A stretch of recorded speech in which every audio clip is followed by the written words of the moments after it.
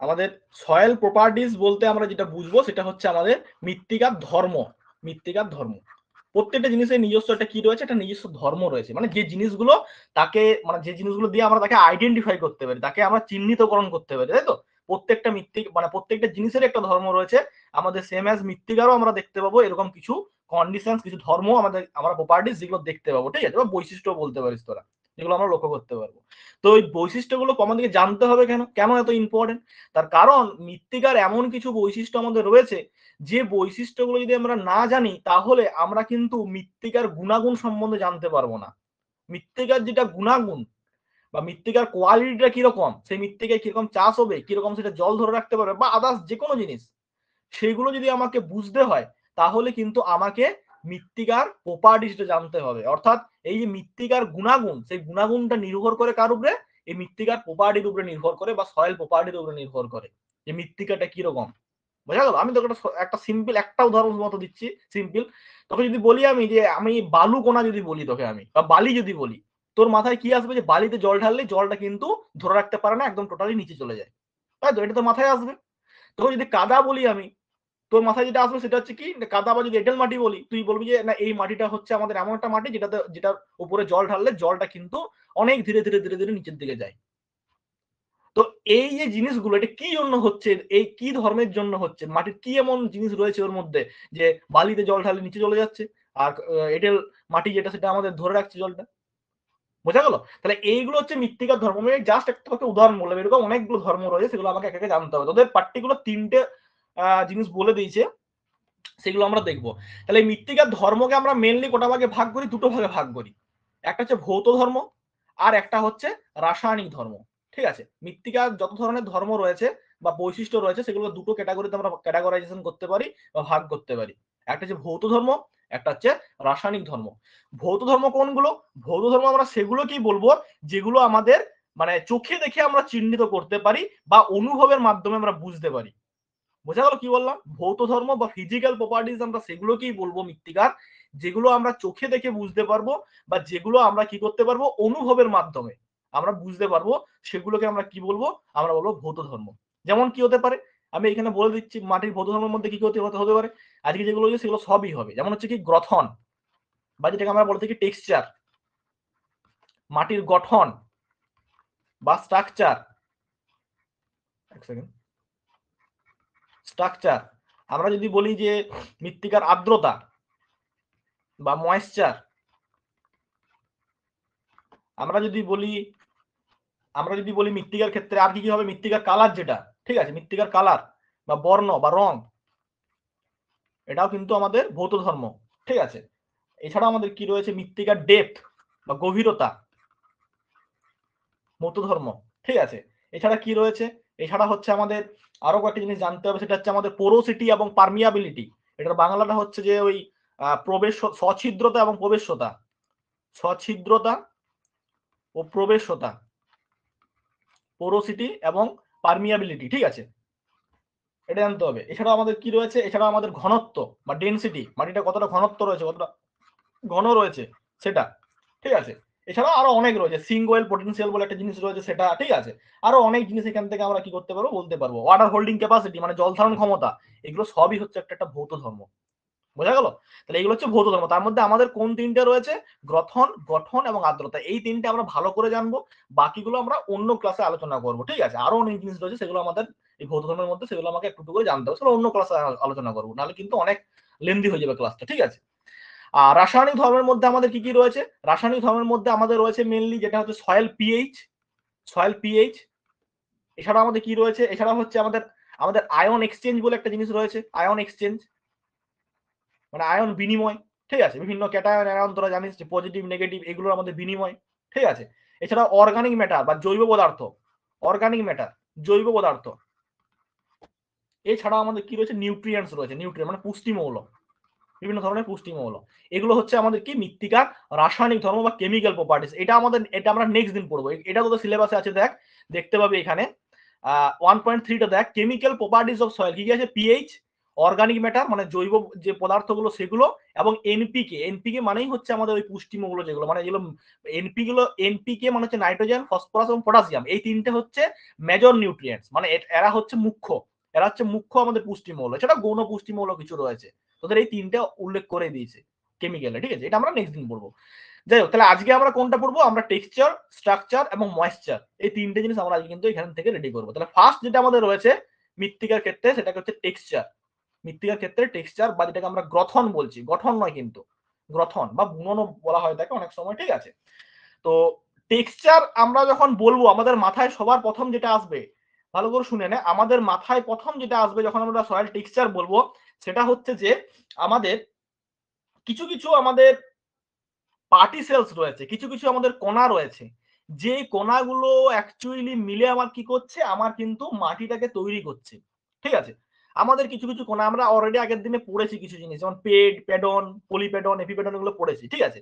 তার মধ্যে একদম ক্ষুদ্র ক্ষুদ্র যে গুটিগুলো আমরা বলেছিলাম, সেগুলো কি বলা হয়? প্রাকৃতিক উপায়ে তৈরি হয়, সেগুলোকে আমরা পেড বলেছিলাম। সেগুলোকে আমরা কি বলেছিলাম? পেড বলেছিলাম।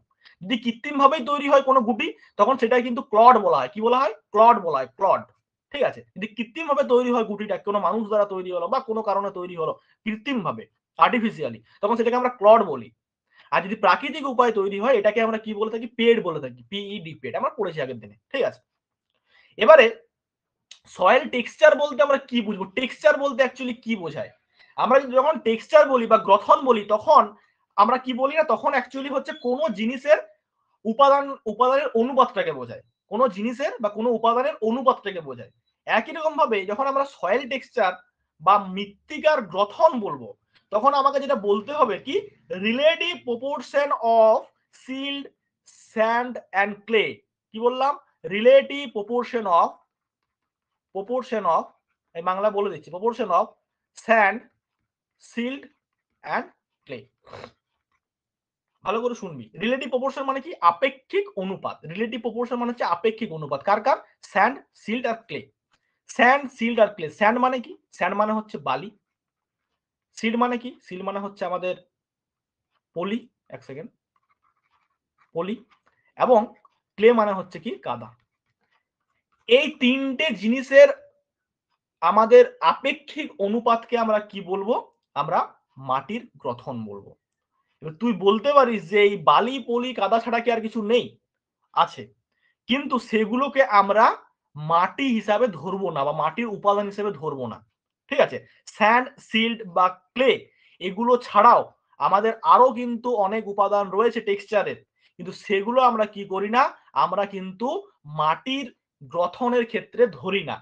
এবার তোর মানে জেনারেলি যে কোশ্চেনটা আসার কথা, যে আমি বলছি যে স্যান্ড, সিল্ট আর ক্লে বা বালি, পলি এবং কাদা কতটা পরিমাণে রয়েছে, সেই হিসাবে তাকে আমরা কি বলবো? তাকে আমরা সেই সয়েল টেক্সচার বলবো, ঠিক আছে, সোজা ভাষায়।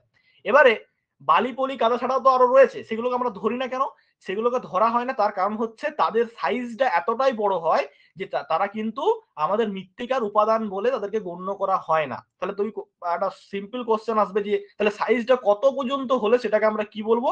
মৃত্তিকার গঠনের মধ্যে ধরবো। তাহলে এখানে আমি একটা সিম্পল বলে দিচ্ছি, যেটা হচ্ছে যে কি, স্যান্ড, একটা হচ্ছে সিল্ট, আর একটা হচ্ছে ক্লে। ক্লে মানে হচ্ছে কাদা, সিল্ট মানে হচ্ছে পলি, এবং স্যান্ড মানে হচ্ছে বালি বা বালুকণা। এই তিনটের মানে তিনটে কত কত অনুপাতে থাকে মনে রাখবি। যেটা যেটা আমাদের স্যান্ড হয়, সেই স্যান্ড হচ্ছে আমাদের আমাদের 0.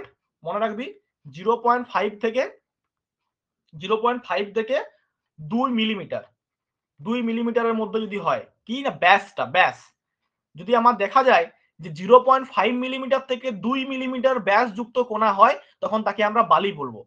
বোঝা গেল কি বললাম? এগুলো আসছি পরে আরো ডিটেলসে। আপাতত এই পরিমাণটা জেনে নেয়, 0.5 থেকে 2 মিলিমিটার, মানে এরকম ভাবে ধর কণাটা আমি বলছি বালু কণা, তার ব্যাসটা কত? আর ব্যাস বলতে আমরা কি বুঝি? ব্যাস বলতে একটা বৃত্ত, তার এই প্রান্ত থেকে এই প্রান্ত কেন্দ্র বরাবর যে রেখাটা টানবো, তাকে আমরা ব্যাস বলে থাকি। তাহলে এই যে ব্যাসটা, এই ব্যাসটা যদি 0.5 থেকে 2 মিলিমিটারের মধ্যে হয়, তাকে আমরা স্যান্ড বলবো। সিল কোনটাকে বলবো? সিল হচ্ছে সেইটা যেটা হচ্ছে আমাদের কত না, সেটা হচ্ছে আমাদের 0.002 থেকে 0.5। কি বললাম? 0.002 থেকে 0.5। এইটা হচ্ছে আমাদের কি না, এইটা হচ্ছে আমাদের স্যান্ড।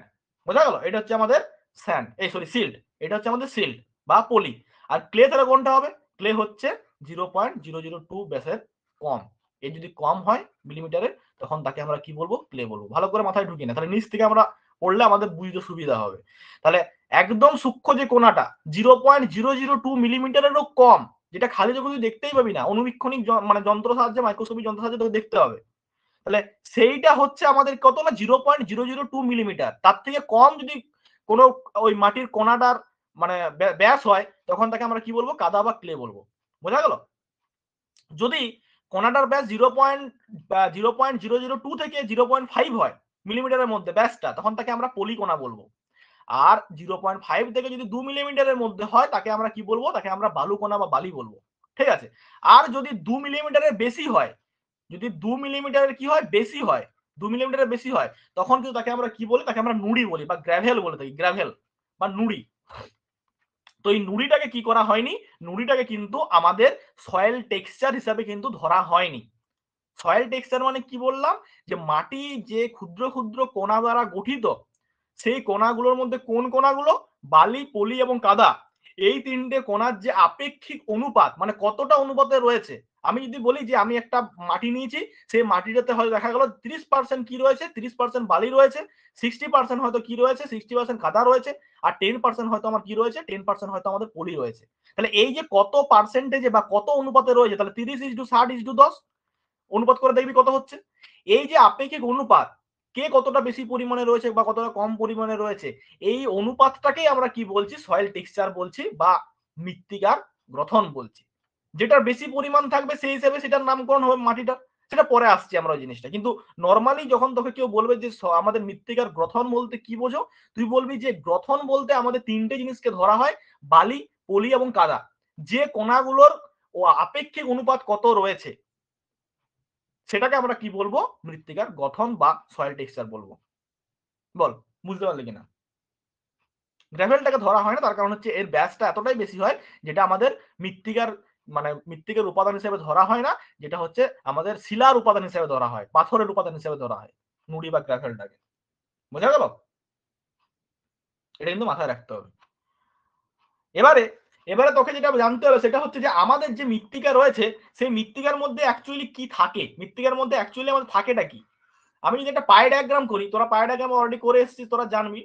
আমি যদি একটা পাই ডায়াগ্রাম, এক সেকেন্ড, এটা ভয়ঙ্কর পাই ডায়াগ্রাম হচ্ছে, দাঁড়া মোটামুটি এরকম যদি আঁকি একটা, ঠিক আছে। তাহলে এখানে আমি বলতে পারবো যে আমার যে পাই ডায়াগ্রামটা আমি ধরে রেখেছি সেখানে আমি দেখব যে আমাদের আমাদের মোটামুটি ভাবে 25% আমাদের থাকে কি? 25% থাকে আমাদের জল, ঠিক আছে। 25% থাকে কি? জল বা ওয়াটার। আর 25% আমরা দেখতে পাবো কি? আর 25% আমরা দেখতে পাবো এর মধ্যে কি রয়েছে? এয়ার রয়েছে বা বায়ু রয়েছে। তাহলে 50% এর মধ্যে মানে 50% মানে অর্ধেকটা জায়গা কি আছে? জল এবং বায়ু রয়েছে মাটির মধ্যে। এবং বাকি যেটা অংশ রয়েছে তার মধ্যে 45%, তার মধ্যে 45% কি থাকে? 45% হচ্ছে মিনারেল পার্টিকেল থাকে, ঠিক আছে। বিভিন্ন ধরনের খনিজ উপাদান যেগুলো রয়েছে সেগুলো আমাদের এখানে অবস্থান করছে, মিনারেল পার্টিকেল, বিভিন্ন ধরনের খনিজ উপাদান, ঠিক আছে, বিভিন্ন ধরনের খনিজ উপাদান। আর এই যে 5% থাকলো, এই 5% এর মধ্যে কি থাকে? এই 5% এর মধ্যে বিভিন্ন জৈবিক উপাদান রয়েছে, হিউমাস রয়েছে, ঠিক আছে, আরো বিভিন্ন ধরনের জিনিসপত্র এখানে থাকছে। তাহলে আমাদের 25% জল, 25% বায়ু, আর 45% কি থাকছে? মিনারেলস থাকছে, বিভিন্ন ধরনের খনিজ থাকতে পারে, ঠিক আছে। এটা আমাকে কিন্তু জানতে হবে। এরপরে আমাকে এখান থেকে বুঝতে হবে যে এই যে আমি তিনটে কোণা বললাম, বালি, পলি এবং কাদা, এদের সম্বন্ধে আমাকে ভালো করে জানতে হবে। অ্যাকচুয়ালি এদেরকে কেন এত গুরুত্ব দেওয়া হচ্ছে, এত গুরুত্ব দেওয়ার কারণটা কি? মাটির গঠনের মধ্যে এদেরকে গুরুত্ব দেওয়ার কারণ কি, বা মাটির গঠনটা এত ইম্পর্টেন্ট কেন? মাটির যে গ্রথন, সেই গ্রথনটাই আমাদের এত ইম্পর্টেন্ট কেন সেটা আমাকে মাথায় রাখতে হবে, সেটা আমাকে মাথায় রাখতে হবে। তাহলে এই ক্ষেত্রে আমাকে এই যে আমার ভাগগুলো আমি জেনারেলি করলাম, এগুলোকে আবার কি করেছে? বিভিন্ন সংস্থা এসছে, তারা কিন্তু কি করেছে? আবার বিভিন্ন ভাগে কিন্তু ভাগ করেছে, বিভিন্ন ভাগে কিন্তু ভাগ করেছে। যেমন একটা সংস্থা হচ্ছে আইট্রিপল এস, ঠিক আছে। সেই সংস্থাটা ফুল ফর্ম কি না? The international society of social science, the international society of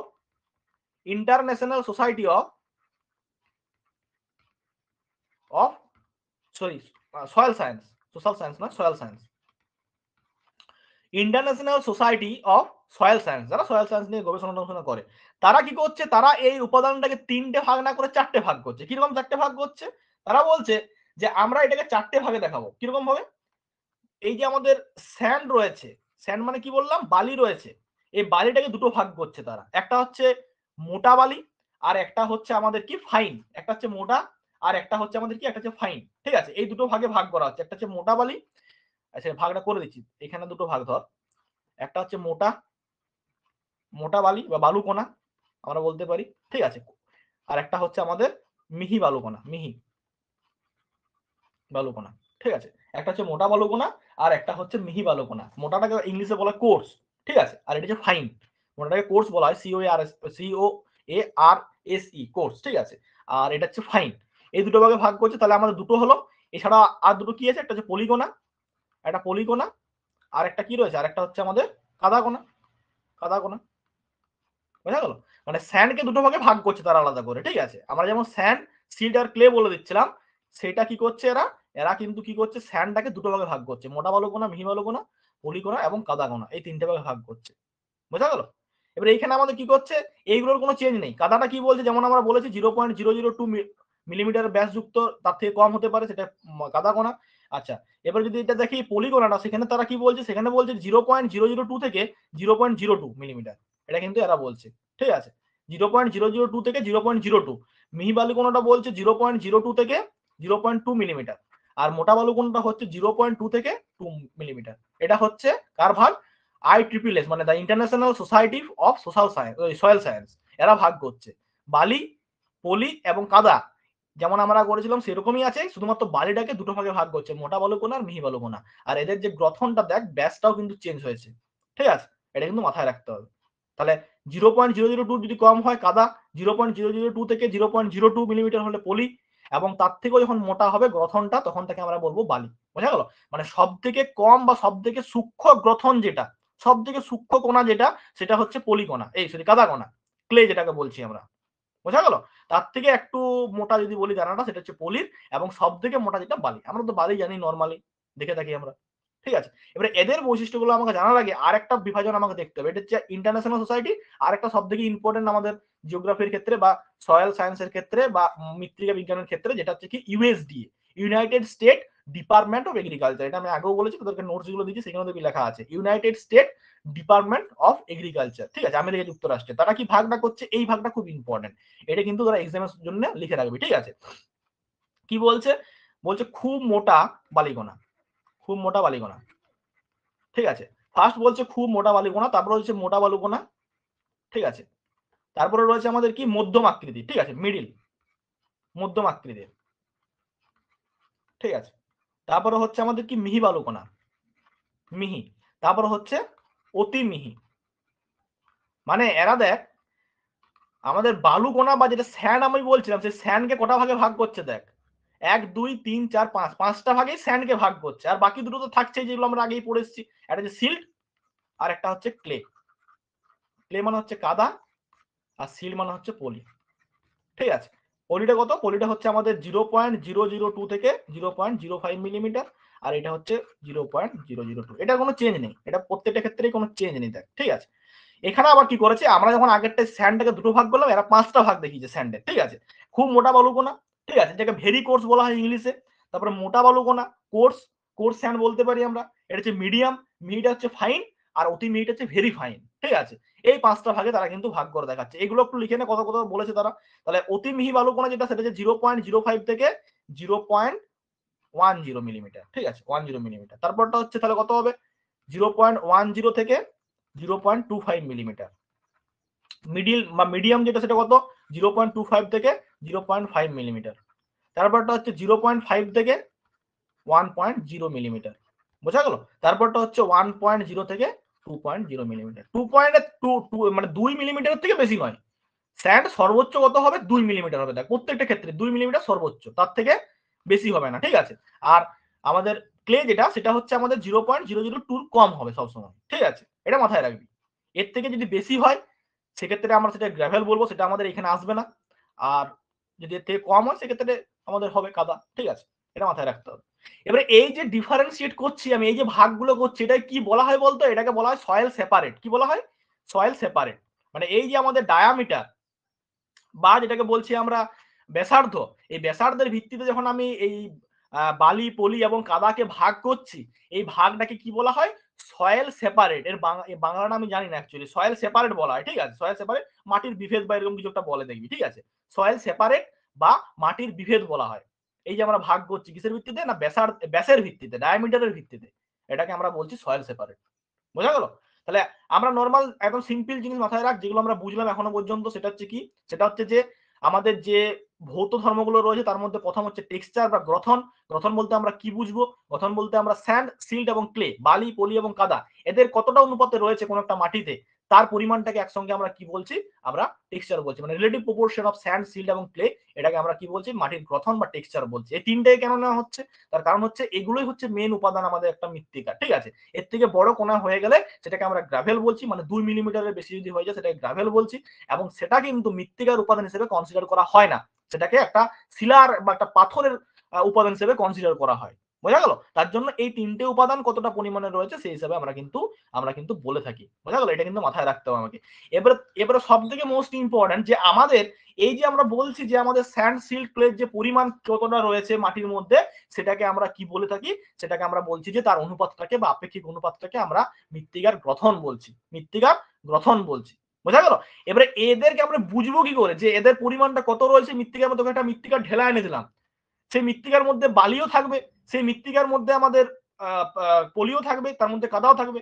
মানে যেমন একটা সিমেন্ট মাখা না, দেখি না সিমেন্ট যখন মাখা হয় দেবে ঘরে, যখন কোনো কাজ হয় মিস্ত্রির বা কোনো সিমেন্টের যখন কাজ হয়, প্লাস্টার হয় বা কোনো ঢালাই হয় বা যে কোনো কিছু, তখন যখন সিমেন্ট মাখা হয় তখন যদি কি করা হয় বলতে, প্রথমে বালি দেয়, তারপর সিমেন্টটা দেয়। এবার ওই প্রপোর্শনটা যদি ঠিক না থাকে, আমার কিন্তু সিমেন্টটা কিন্তু ধরবে না। ওই সিমেন্ট আর বালির যে মিক্সচারটা করা হচ্ছে না, সেখানে তুই যদি মনে কর বালি প্রচুর দিয়ে দিস, ওদের একটা পরিমাণ রয়েছে, ওই পরিমাণের বাইরে যদি দিয়ে দিস প্রচুর, মনে হয় বালি দিয়ে দিলি তুই, তার তুলনায় সিমেন্ট হয়তো কম দিয়ে দিলি, সেক্ষেত্রে কি হবে? সেক্ষেত্রে সিমেন্টটা কিন্তু ঠিকঠাক করে ধরবে না, ঠিক আছে। বা যদি সিমেন্টও বেশি দিয়ে দিস, তাও কিন্তু সেম জিনিস হয়ে যেতে পারে। বোঝা গেল? তাহলে ওই যে পরিমাণটা কতটা রয়েছে ওই সিমেন্টটা মাখানোর পরে, তাহলে সেইটা আমাকে দেখতে হবে কিসের ভিত্তিতে না, কিছু পদ্ধতি রয়েছে। মেনলি দুটো পদ্ধতির মাধ্যমে আমরা বুঝতে পারি কোন একটা মৃত্তিকার ঢেলা বা কোনটা মাটির মধ্যে কতটা পরিমাণে বালি রয়েছে বা পলি রয়েছে বা কি রয়েছে। একটা হচ্ছে স্পর্শ পদ্ধতি বা অনুভব পদ্ধতি, যেটাকে বলি আমরা, অনুভব করতে পারবো হাতের মাধ্যমে, হাতে নিয়ে আমরা অনুভব করতে পারি, বা স্পর্শ পদ্ধতি বলতে পারি আমরা, ফিলিং মেথডও বলা হয় থাকে এটাকে, ঠিক আছে। অনুভব করতে হবে এটা। বোঝা গেল?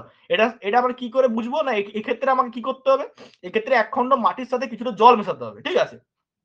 দিয়ে মাটির ঢেলা তৈরি করতে হবে, দিয়ে কি করতে হবে? আমাকে হাত দিয়ে সামান্য চাপ দিয়ে আঙুল দিয়ে ঘুষতে হবে, ঠিক আছে। তুই একটা মাটি নিলি, মাটিটাকে জল দিয়ে হালকা ভেজালি, দিয়ে মাটিটাকে ভালো করে মাখলি, দিয়ে একটা ঢেলা তৈরি করলি। সেই ঢেলাটা কি করলি না, সেই ঢেলাটা আস্তে করে আঙুল দিয়ে চাপ দিয়ে আস্তে আস্তে ঘুষতে হবে। যখনই তুই আস্তে আস্তে ঘষবি তখনই কি হবে না, তোর কিন্তু একটা ফিল আসবে যে কি না, মৃত্তিকাটা কিরকম, মৃত্তিকাটা ঢেলা ঢালা যুক্ত, মানে বড় বড় পাথর রয়েছে ওটার মধ্যে, না সেটা একদম ফাইন জিনিস রয়েছে, ঠিক আছে। হাত দিলে তুই কিন্তু বুঝতে পেরে যাবি। বোঝা গেল? তাহলে এখানে আমাদের যদি বেলে মাটি হয়, মনে করো ঢেলাটা দেখা গেল যে কি রয়েছে না, বেলে মাটি রয়েছে। যদি বেলে মাটি আমি দেখতে পাই যে ওই ঢেলাটার মধ্যে কি রয়েছে, বেলে মাটি রয়েছে, তাহলে সেক্ষেত্রে আমি দেখতে পাবো যে মাটির ঢেলাটা তুই গোলেই করতে পারবি না ঠিকঠাক করে। বেলে মাটি মানে কি? যেখানে বালু কোনার ভাগটা বেশি থাকবে, যেখানে কি থাকবে, বালির ভাগটা বেশি থাকবে। তো ওই বালির ভাগ যদি বেশি থাকে মাটিটাতে, তুই কিন্তু মাটিটাকে ঠিকঠাক করে গোল করতে পারবি না, রাউন্ড শেপ করতে পারবি না। বোঝা গেল? তুই যখনই আঙ্গুলে নিবি, ঠিক আছে, তখন কিন্তু মাটিটা তোর কিন্তু আঙ্গুলের মধ্যে থাকবে না, ঝরে পড়ে যাবে। বালি আমাদের হাতে আটকাবে না, তুই যদি হাতে করে ঘষিস সেটা কিন্তু ঝরে নিচে পড়ে যাবে মাটিতে, ঠিক আছে। এবং সেটা খসখসে হবে, বালি মাটি যখনই হবে তখন সেটা খসখসে হবে, হাত দিলেই তুই বুঝতে পেরে যাবি।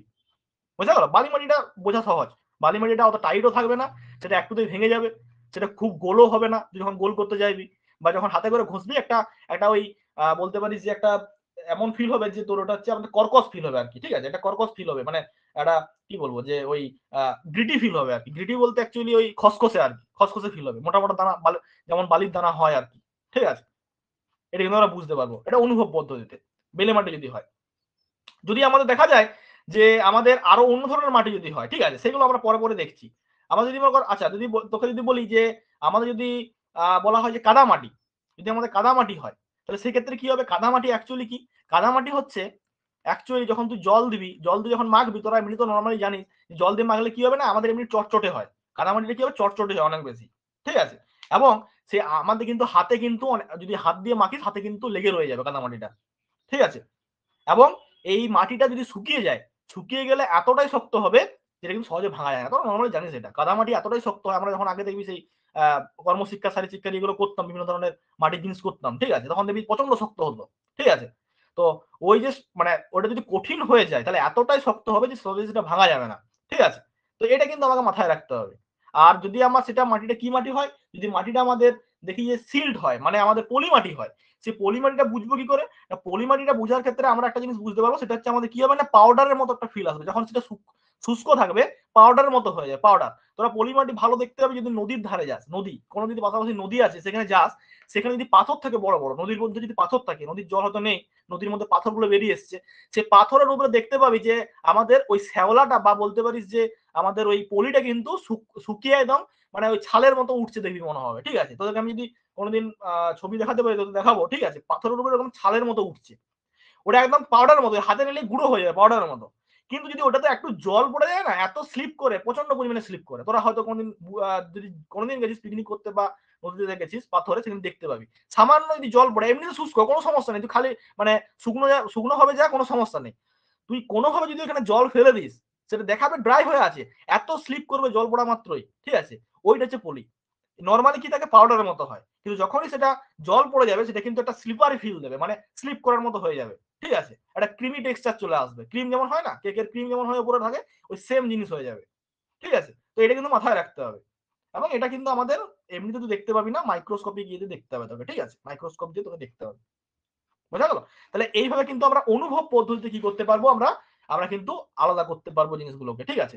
আরেকটা পদ্ধতি রয়েছে, সেটা হচ্ছে বৈজ্ঞানিক পদ্ধতি, ঠিক আছে, সায়েন্টিফিক পদ্ধতি। সব জিনিসের কি রয়েছে, বৈজ্ঞানিক পদ্ধতি, সায়েন্টিফিক। এই বৈজ্ঞানিক পদ্ধতিতে আমরা কিভাবে এটাকে আলাদা করতে পারি? বৈজ্ঞানিক পদ্ধতিতে আলাদা করার জন্য আমাদের কি ইউজ করা হয়? আমাদের মেনলি একটা ট্রায়াঙ্গেল ইউজ করা হয়। কি ট্রায়াঙ্গেল? না, ট্রায়াঙ্গেলটা হচ্ছে আমাদের টেক্সচারাল ট্রায়াঙ্গেল বলা হয়, খুব ইম্পর্টেন্ট, মাথায় রাখ এটা। টেক্সচারাল ট্রায়াঙ্গেল, বিভিন্ন এক্সামে এই কোশ্চেনটা দিয়ে থাকে, টেক্সচারাল ট্রায়াঙ্গেল। এটা পরীক্ষায় দেয় যে এটা কিসের সঙ্গে যুক্ত, আমরা বুঝতে পারি না। টেক্সচারাল ট্রায়াঙ্গেল, এই টেক্সচারাল ট্রায়াঙ্গেলের মাধ্যমে আমরা কি করতে পারি, আমরা কিন্তু আমাদের কোন মাটি বটে সেটা কিন্তু আমরা বুঝতে পারবো, কোন মাটি বটে বুঝতে পারবো। এখানে মেনলি কি করা হয়, একটা ত্রিভুজ আঁকা হয়, সেই ত্রিভুজের বিভিন্ন প্রান্তে আমাদের কিন্তু বিভিন্ন মাটি রাখা হয়। একদিকটায় রাখা হয় কি পলি, এই দিকটায় পলি রাখা হয়, এই দিকটায় হচ্ছে আমাদের বালি রাখা হয়, বালি মাটি, এবং এই দিকটায় রাখা হয় কাদা মাটি, ঠিক আছে। পলি বালি এবং কাদামাটি রাখা হয়, ঠিক আছে, পলি বালি এবং কাদামাটি রাখা হয়। এবং সেটা পার্সেন্টেজে লেখা থাকে, 0% থেকে বালি হচ্ছে এদিকে 100%, আবার এখান থেকে 0% কাদা শুরু হলো, এখান থেকে 100%, ঠিক আছে। আবার এখান থেকে 0% পলি শুরু হলো, এখানে 100%। তোদেরকে ছবিটা দেখায় বুঝতে পেরে যাবে, এক সেকেন্ড দাঁড়া। সয়েল টেক্সচার,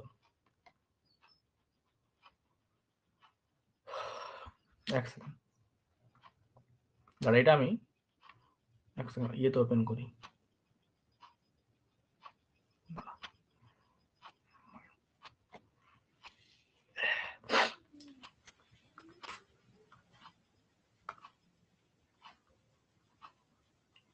যাই হোক, দেখ আমাদের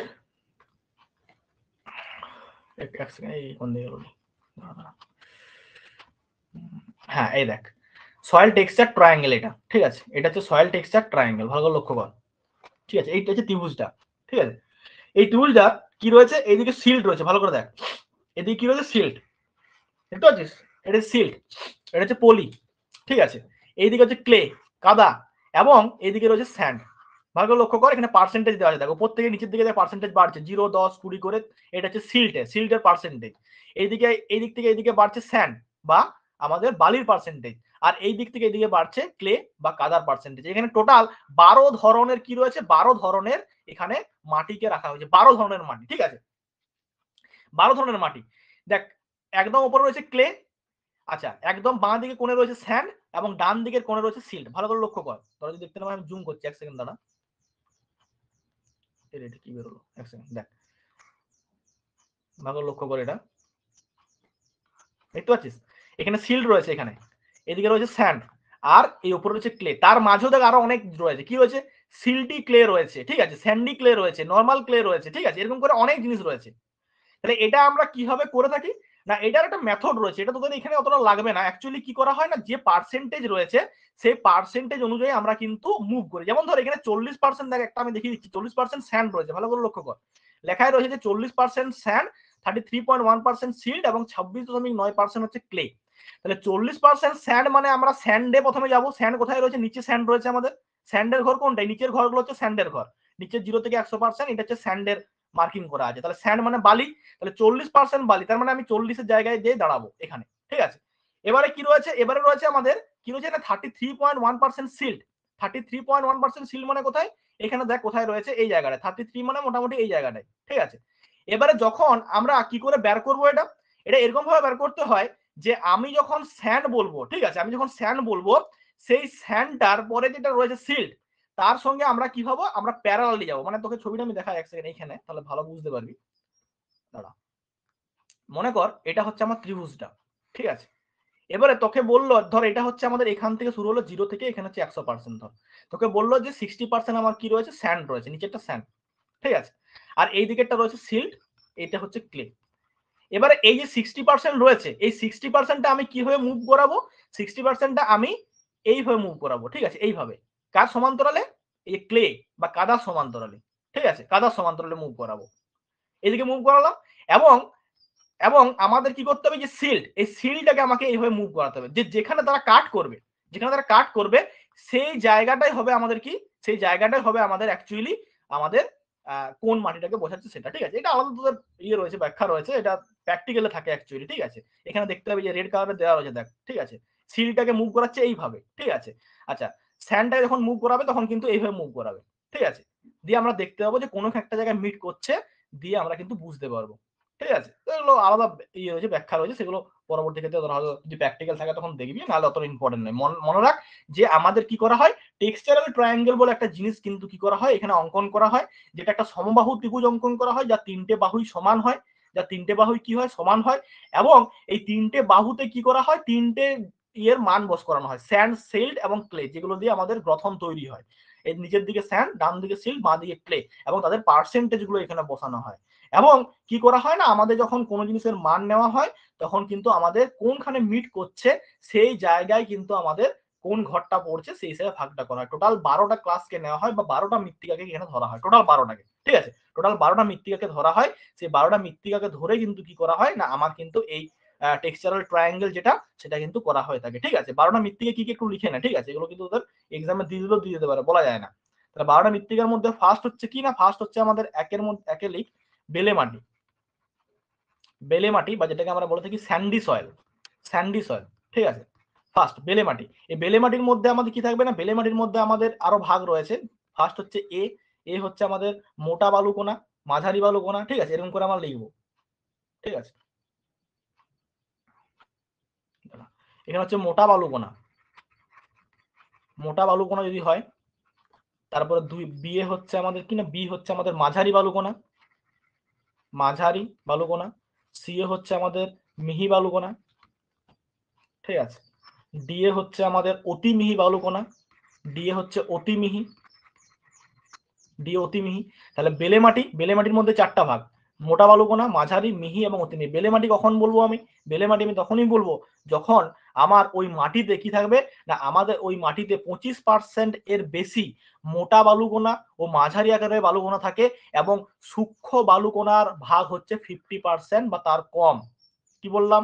যে আমাদের কোনো একটা মাটিকে আমি তখনই বেলে মাটি বলবো, সরি বেলে মাটি বলবো তখন, না এটা ভুল বললাম, বেলে মাটি তখনই বলবো যখন কি হবে, যখন 85% এর বেশি কি থাকবে না, আমার কিন্তু বা আমাদের বালি থাকবে, ঠিক আছে। বালির পরিমাণ 85% এর বেশি, আর কাদার পরিমাণটা কত থাকবে? কম, 15%। কাদা এবং পলির পরিমাণটা 15%। সব থেকে বেলে মাটি বলছি কেন? কারণ কি, তার মধ্যে বালির ভাগটা বেশি রয়েছে, আমরা ছোটবেলা থেকে পড়ে আসছি। তাহলে কত থাকবে? 85% বা তার বেশি, আর 15% বা তার কম থাকবে কাদা, ঠিক আছে, বেলে মাটিতে। এবারে মোটা বালুকণা কখন বলবো আমি? যখন আমি দেখতে পাবো যে তার মধ্যে মোটা যে বালুকণাটা, মানে বালুকণার যে কি বলবো সাইজটা, সেটা অনেকটা মোটা, তার পরিমাণটা কত? 25% বা তার বেশি, ঠিক আছে। আর অন্যান্য বালুকণা যেটা, সেই বালুকণাটা হচ্ছে আমাদের কত না, 50% এর কম। অন্যান্য বালুকণার সাইজটা হচ্ছে 50% এর কম। কি বললাম বুঝতে পারলি? 25% হচ্ছে মোটা ধরনের বালুকণা থাকবে, মানে মোটা ধরনের স্যান্ড থাকবে, মানে কণাগুলো অনেক বড় বড় থাকবে 25%। আর 50% কি থাকবে না, 50% বা তার কম থাকবে এই বাকি 3টে, মাঝারি, মিহি, অতি মিহি, সবগুলোই বালির কণা, কিন্তু মোটা বালুকণার পরিমাণটা সব থেকে বেশি, মানে 25% এর কাছাকাছি থাকবে, আর বাকিগুলো মিলে 50% থাকবে। বোঝা গেল কি বললাম? আচ্ছা, মাঝারি বালু কোনার ক্ষেত্রে আমরা দেখতে পাবো কি না, মাঝারি বালু কোনার ক্ষেত্রে আমরা যেটা দেখতে পাবো যে 25% এর বেশি কি থাকবে, 25% এর বেশি তার মধ্যে আমাদের মোটা বালু কোনা এবং মাঝারি বালু কোনা, মোটা এবং মাঝারি, ঠিক আছে, মোটা এবং মাঝারি, আমি তোকে নোটটা দিয়ে দেবো, আপনার কিছু নেই, ঠিক আছে। মোটা এবং মাঝারি বালু কোনা থাকছে 25% এবং আমাদের সূক্ষ্ম বালু কোনা থাকবে কত, সূক্ষ্ম বালু কোনা থাকবে মোটামুটি ভাবে 50% বা তার কম থাকবে, ঠিক আছে, এটা মাথায় রাখতে হবে। আর মিহি বালু কোনাতে আমরা বুঝতেই পারছি যে মিহি বালু কোনাতে 50% বা তার বেশি মিহি বালু কোনা থাকবে, ঠিক আছে। আর অতি মিহিটা হয়ে যাবে প্রায় 60% এর কাছাকাছি আমাদের বালি থাকবে, সূক্ষ্ম বালি থাকবে, বোঝা গেল? তো এগুলো অতটা না মনে রাখলেও হবে, কিন্তু ভাগটা মনে রাখ, মোটা বালু কোনা, মাঝারি, মিহি এবং অতি মিহি, কি ধরনের বালু কোনা থাকছে তার ভিত্তিতে 4টা ভাগ করা হচ্ছে, ঠিক আছে। দুই আমাদের যেটা রয়েছে সেটা হচ্ছে আমাদের কি, বেলে দোআঁশ মাটি। বেলে দোআঁশ মাটি, তোরা জানিস ছোটবেলা থেকে পড়ে আসছিস যে আমাদের মাটি 3 ধরনের, এঁটেল মাটি, দোআঁশ মাটি আর বেলে মাটি, তাই তো? এঁটেল মাটি মানে যেখানে আমাদের কি হয় না, জল ধারণ ক্ষমতা সব থেকে বেশি, বেলে মাটি যার জল ধারণ ক্ষমতা একবারেই নেই, আর দোআঁশ মাটি যার মধ্যে আমাদের কি রয়েছে না, জল ধারণ ক্ষমতাটা মাঝামাঝি রয়েছে, মিডিল রয়েছে, এবং দোআঁশ মাটিতে সব থেকে বেশি ভালো চাষ হয়। তো বেলে দোআঁশ মাটি যেটা রয়েছে তার ইংলিশটা লিখে রাখ, সেটা হচ্ছে Sandy loamy soil, Sandy loamy, লোম বলতে অ্যাকচুয়ালি দোআঁশ মাটিকে বোঝায়, LOAM, লোম মানে দোআঁশ মাটি, তাহলে ইংলিশটা কি হবে, স্যান্ডি লোমি সয়েল, ঠিক আছে। তাহলে বেলে দোআঁশ মাটি, বেলে দোআঁশ মাটি, তাহলে এই মাটিটা আমাদের কি হবে না, এই মাটিটাতে আমাদের বালু কোনার পরিমাণটা কত থাকবে, দেখ বেলে আছে মানে বালু কোনা থাকবেই, তার সঙ্গে দোআঁশ মাটি, ঠিক আছে। তাহলে আমরা দেখতে পাবো যে এখানে বালি থাকবে কতটা, বালি থাকবে প্রায় 50 থেকে 85%, আর কাদা এবং পলি আমরা বলতে পারি সেটা হচ্ছে প্রায় ওই মোটামুটি 20% থেকে 50% এর মধ্যে, 20% থেকে 50% এর মধ্যে, ঠিক আছে।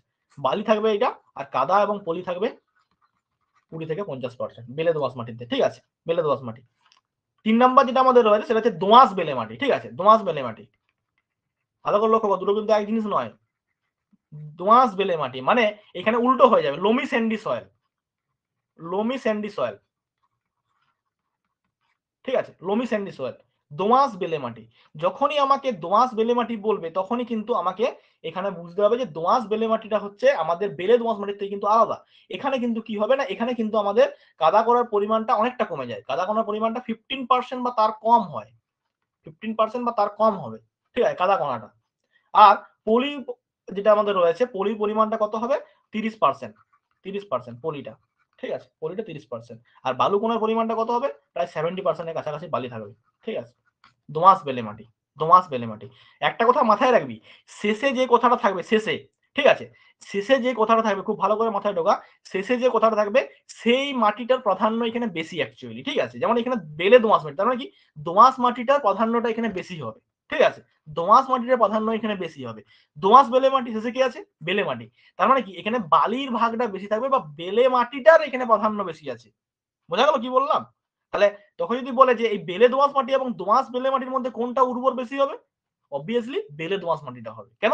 কারণ এখানে দোআঁশ মাটিটা আমার কিন্তু প্রাধান্য রয়েছে, কারণ দোআঁশ মাটিটা শেষে রয়েছে, দোআঁশের এখানে প্রাধান্য রয়েছে। আর আমরা জানি যে বেলে মাটি এবং দোআঁশ মাটির মধ্যে কে সব থেকে উর্বর, দোআঁশ মাটি উর্বর। তাহলে শেষে যেহেতু দোআঁশ মাটি আছে, তাহলে বেলে দোআঁশটা কিন্তু কি হবে, আমাদের কিন্তু উর্বর হবে দোআঁশ বেলে মাটির তুলনায়, ঠিক আছে, এটা কিন্তু মাথায় রাখবি। আচ্ছা, 4 নাম্বার কি রয়েছে, আমাদের বেলে দোআঁশ মাটি হলো, দোআঁশ বেলে মাটি হলো, এবার শুধু দোআঁশ মাটি, শুধু দোআঁশ, শুধু দোআঁশ মাটি, বা যেটাকে আমরা কি বলে থাকি, লোমি বললাম, LOAMY, লোমি সয়েল, শুধু দোআঁশ মাটি। দোআঁশ মাটি আমরা ছোটবেলা থেকে পড়ে আসছি, ঠিক আছে। যেখানে কাদার পরিমাণ 27% দেখতে পাবো কাদা, যেখানে পলির পরিমাণ দেখতে পাবো প্রায় এই কাছাকাছি 27-28% পলির পরিমাণ, এবং বালির পরিমাণ কত হয়, বালির পরিমাণ দেখতে পাবো 52% বা তার কম, ঠিক আছে। তাহলে এখানে আমরা দেখতে পাবো অ্যাকচুয়ালি কাদা পলির ভাগটা একটু মানে আমরা কি জানি, দোআঁশ মাটি মানে এখানে ব্যালেন্স থাকে, তো পড়েছি ছোটবেলা থেকে যে দোআঁশ মাটি মানে যেখানে কাদা এবং পলির ভাগটা প্রায় ইকুয়াল থাকে, সমান থাকে, যার ফলে এতটা উর্বর হয়তো। এমনটা নয় যে কাদা থাকলেই বিশাল উর্বর হয়ে যাবে বা পলি থাকলেই বিশাল উর্বর হয়ে যাবে। এই দুটো যদি প্রপোর্শন ঠিকঠাক থাকে তাহলে কিন্তু কি হবে, মাটিটা সব থেকে বেশি উর্বর হয়। তো দোআঁশ মাটিতে আমরা দেখতে পাই যে যোগ করে দেখ, কাদা এবং পলি যোগ কর এবং বালি 52% যদি থাকে তাহলে সেক্ষেত্রে বাকিটা এটা হবে, ঠিক আছে। তো এই জিনিসটাকে বোঝাচ্ছে আর কি, দোআঁশ মাটি। 5 নাম্বার কি রয়েছে আমাদের, 5 নাম্বার হচ্ছে পলি দোআঁশ মাটি, পলি দোআঁশ মাটি, পলি দোআঁশ মাটি, ঠিক আছে। তাহলে এটাকে আমরা কি বলবো না, এটাকে আমরা বলতে পারি যে এটা হচ্ছে আমাদের যেটা সিল্ড বলে থাকি আমরা, পলিকে কি বলে, সিল্ড বলে থাকি, তাহলে আমরা বলতে পারি যে সিল্টি লোয়াম, ঠিক আছে, সিল্টি লোয়াম সয়েল, সিল্টি লোয়াম সয়েল, ঠিক আছে, এটা কিন্তু মাথায় রাখতে হবে।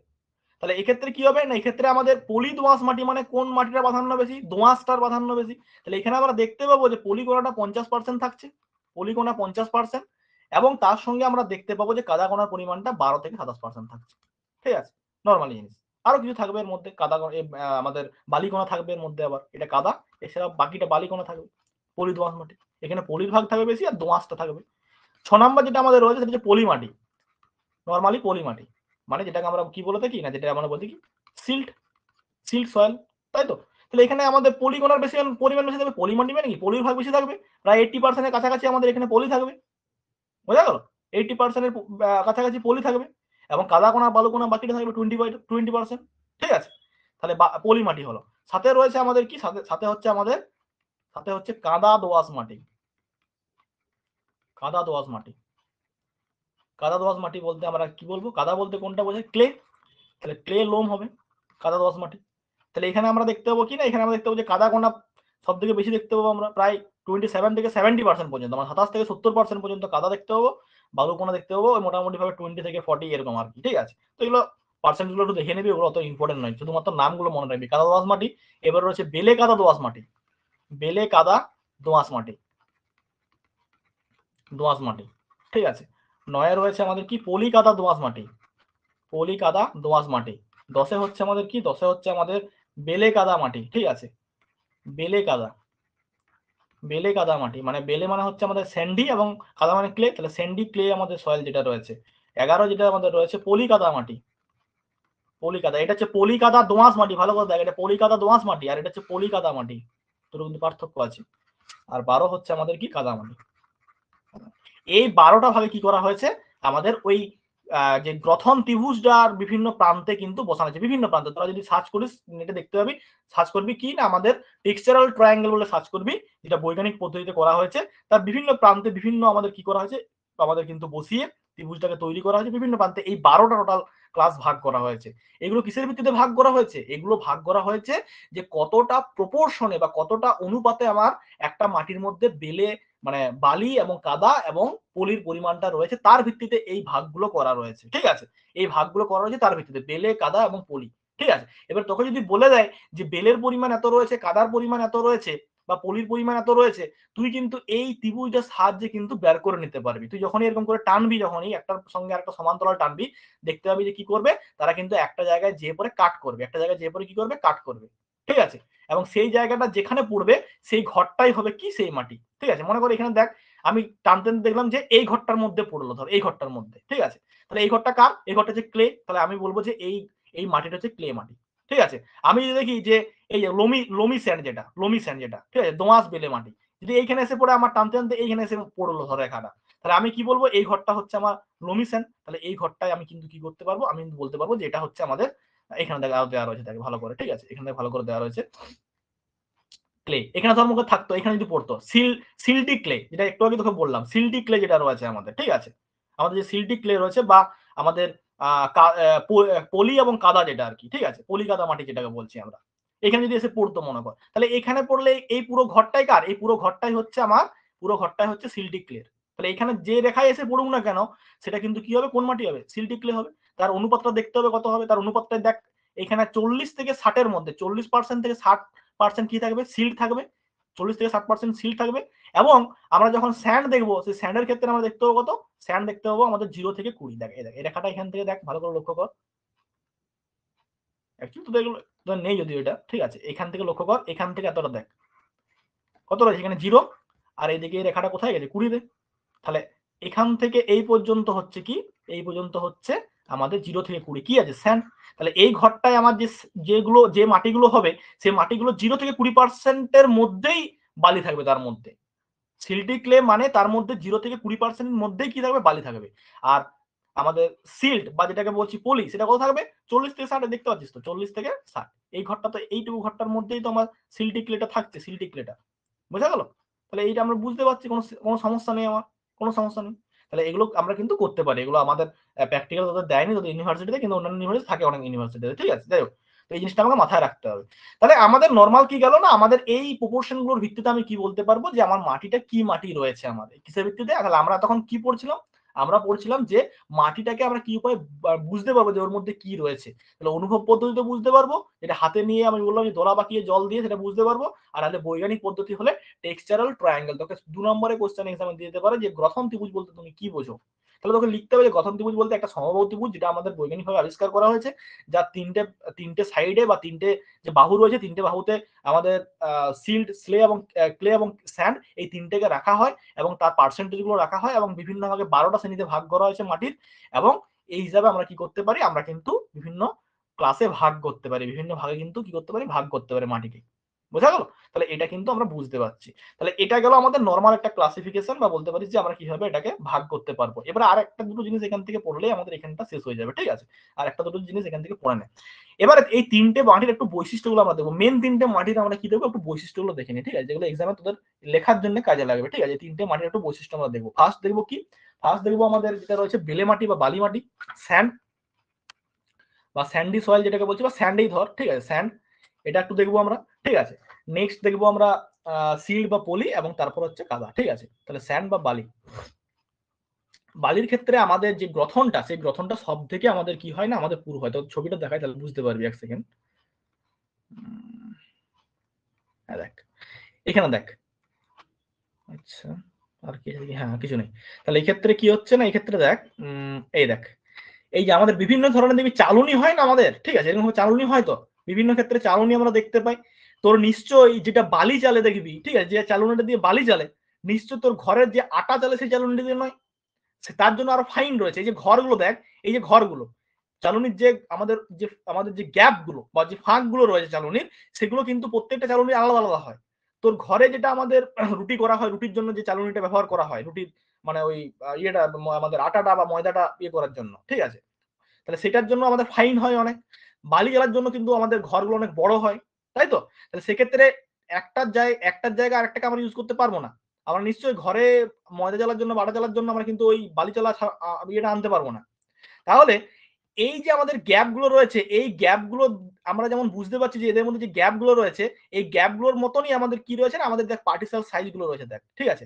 এটা হচ্ছে গ্রাভেল, এটা হচ্ছে কি, আমাদের গ্রাভেল, ঠিক আছে?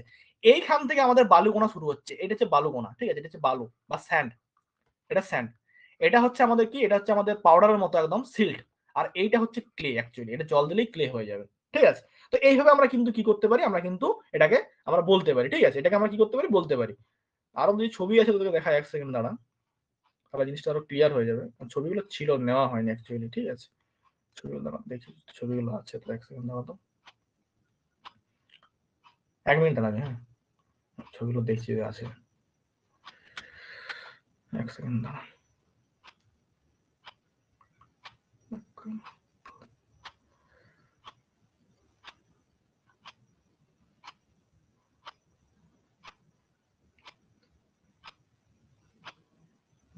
ছবি, হ্যাঁ ছবিগুলো আছে, দাঁড়া দাঁড়া দাঁড়া, ছবিগুলো দেখাচ্ছে, এক সেকেন্ড দাঁড়া।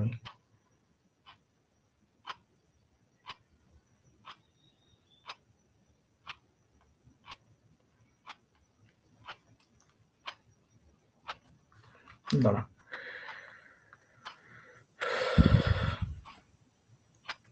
এক সেকেন্ড। এবার দেখ, তাহলে আমাদের স্যান্ড বা বালি যেটা, সেটা আমরা কি বলি, স্যান্ড বা বালি বলতে আমরা মেনলি যেটাকে বলবো, সেটা হচ্ছে আমাদের কি না, সেটা হচ্ছে আমাদের, যেটা আমরা খালি চোখে কি করতে পারি, আমরা অবজার্ভ করতে পারি, খালি চোখে আমরা কি করতে পারি, আমরা দেখতে পারি, ঠিক আছে? খালি চোখে আমরা কি করতে পারি, আমরা দেখতে পারি বা খালি চোখে অবজার্ভ করতে পারি, সেটাকে আমরা কি বলে থাকি, স্যান্ড বা বালি বলে থাকি। যার সাইজটা আমি তো আগেই বললাম, আমি এখানে আর বলছি না, ঠিক আছে? এবার স্যান্ড বা বালির মধ্যে কি রয়েছে না, স্যান্ড বা বালির মধ্যে আমাদের প্লাস্টিসিটি নেই, ঠিক আছে? খুব মাথায় রাখবি, এই জিনিসটা আমাকে জানতে হবে, কি ব্যাপার প্লাস্টিসিটি। প্লাস্টিসিটি ব্যাপারটা কি? প্লাস্টিসিটি মানে হচ্ছে যে আমাদের এই যে কণাগুলো, বালি বল বা পলি বল বা কাদা কণাগুলো বল, এদের একটা নিজস্ব ধর্ম রয়েছে। কি ধর্ম বলতো? তুই যদি, আমি কাদা কণার উদাহরণটা দিচ্ছি, কাদা কণার ক্ষেত্রে তুই যদি জল দিস, ঠিক আছে, কাদা কণাতে যদি জল দিস, সেই জলটা পাওয়ার পরে কাদা কণাটা কি হয় না, কাদা কণাগুলো আস্তে আস্তে ফুলে ওঠে, ঠিক আছে? কাদা কণাগুলো কি হয় না, জল পাওয়ার পরে ফুলে ওঠে। আবার যখনই সেটা জল শুকিয়ে যায়, মানে শুষ্ক ঋতুতে, তখন তারা কিন্তু আবার সংকুচিত হয়ে যায়। মানে কাদা কণার একটা বৈশিষ্ট্য হচ্ছে তারা জল পেলে ফুলে উঠবে এবং বা আয়তনে প্রসারিত হবে, এবং শুকিয়ে গেলে কিন্তু কি হবে, তারা কিন্তু আবার পুনরায় সংকুচিত হয়ে যাবে। বোঝা গেল? তো এই বিশেষ ধর্মটাকে কি বলা হয় না, ওর প্লাস্টিসিটি বলা হয়। প্লাস্টিসিটি মানে হচ্ছে অ্যাকচুয়ালি ওই এলাস্টিকের মতো আর কি, ঠিক আছে? এলাস্টিক যেমন সেইরকম আর কি, ঠিক আছে? এটার একটা নাম রয়েছে, সেটা তোদের জানার দরকার নেই। এটাকে বলা হয় শ্রিঙ্ক ওয়েল পোটেনশিয়াল বলা হয় এটাকে, শ্রিঙ্কস ওয়েল পোটেনশিয়াল, ঠিক আছে? তো এটা জানার দরকার নেই। তো সেই জিনিসটা কিন্তু আমাদের এই বালির ক্ষেত্রে নেই। মানে বালির ক্ষেত্রে জল দিলে যেরকম এক্সপান্ড করবে বা বড় হবে, আবার জল শুকিয়ে গেলে যে ছোট হয়ে যাবে, এরকম কিন্তু কোনো এর মধ্যে কোনো ধর্ম নেই। মানে এর মধ্যে প্লাস্টিসিটি ব্যাপারটা কিন্তু নেই, বা থাকলেও সেটা খুব রেয়ার, খুব কম, বা নেই বললেই চলে, ঠিক আছে? এটা কিন্তু আমাকে মাথায় রাখতে হবে। বালুকণা কিন্তু এতটাই বড় হয়, আমাদের বালুকণাগুলো এতটাই বড় হয়, ঠিক আছে, যার ফলে এদের মাঝের যে গ্যাপটা, সেই গ্যাপটা অনেকটা বেশি হয়, এবং যার ফলে কি হয় না, আমি যদি বালুকণার মধ্যে জল যদি ঢালি, সেই জল কিন্তু সে ধরে রাখতে পারে না। মানে এর যে ওয়াটার হোল্ডিং ক্যাপাসিটি, খুব ইম্পর্টেন্ট, ওয়াটার হোল্ডিং যে ক্যাপাসিটি, সেই ওয়াটার হোল্ডিং ক্যাপাসিটি কিন্তু বালুকণার নেই। বোঝা গেল? বালুর যে কণাগুলো রয়েছে, এই কণাগুলো মধ্যে যদি আমি জল ঢালি, সেই জলটা সহজেই কিন্তু কি হবে, নিচে আমাদের পার্কোলেট করে যাবে বা অনুশ্রাবণ হয়ে যাবে, ঠিক আছে?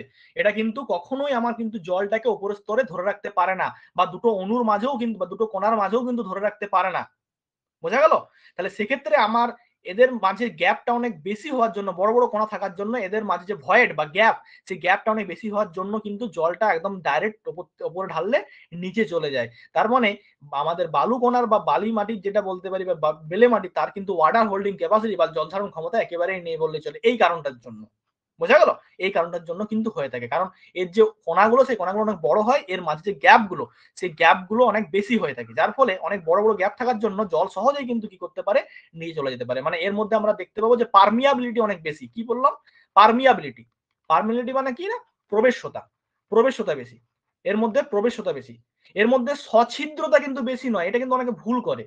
এর মধ্যে সছিদ্রতা, সছিদ্রতা মানে কি, সছিদ্রতা মানে এই যে মাঝে যে গ্যাপগুলো রয়েছে, দুটো কোণার মাঝে যে গ্যাপগুলো রয়েছে, প্রত্যেকটা কোণার মাঝে মাঝে যে গ্যাপগুলো রয়েছে, এক ঢালা তুই মাটি নিলি, তার মাঝে যে গ্যাপগুলো রয়েছে দুটো কোণার মাঝে, দুটো কোণার মাঝে যে গ্যাপগুলো রয়েছে, এগুলোকে বলা হয় ওর কি না, পোরোসিটি বলা হয়।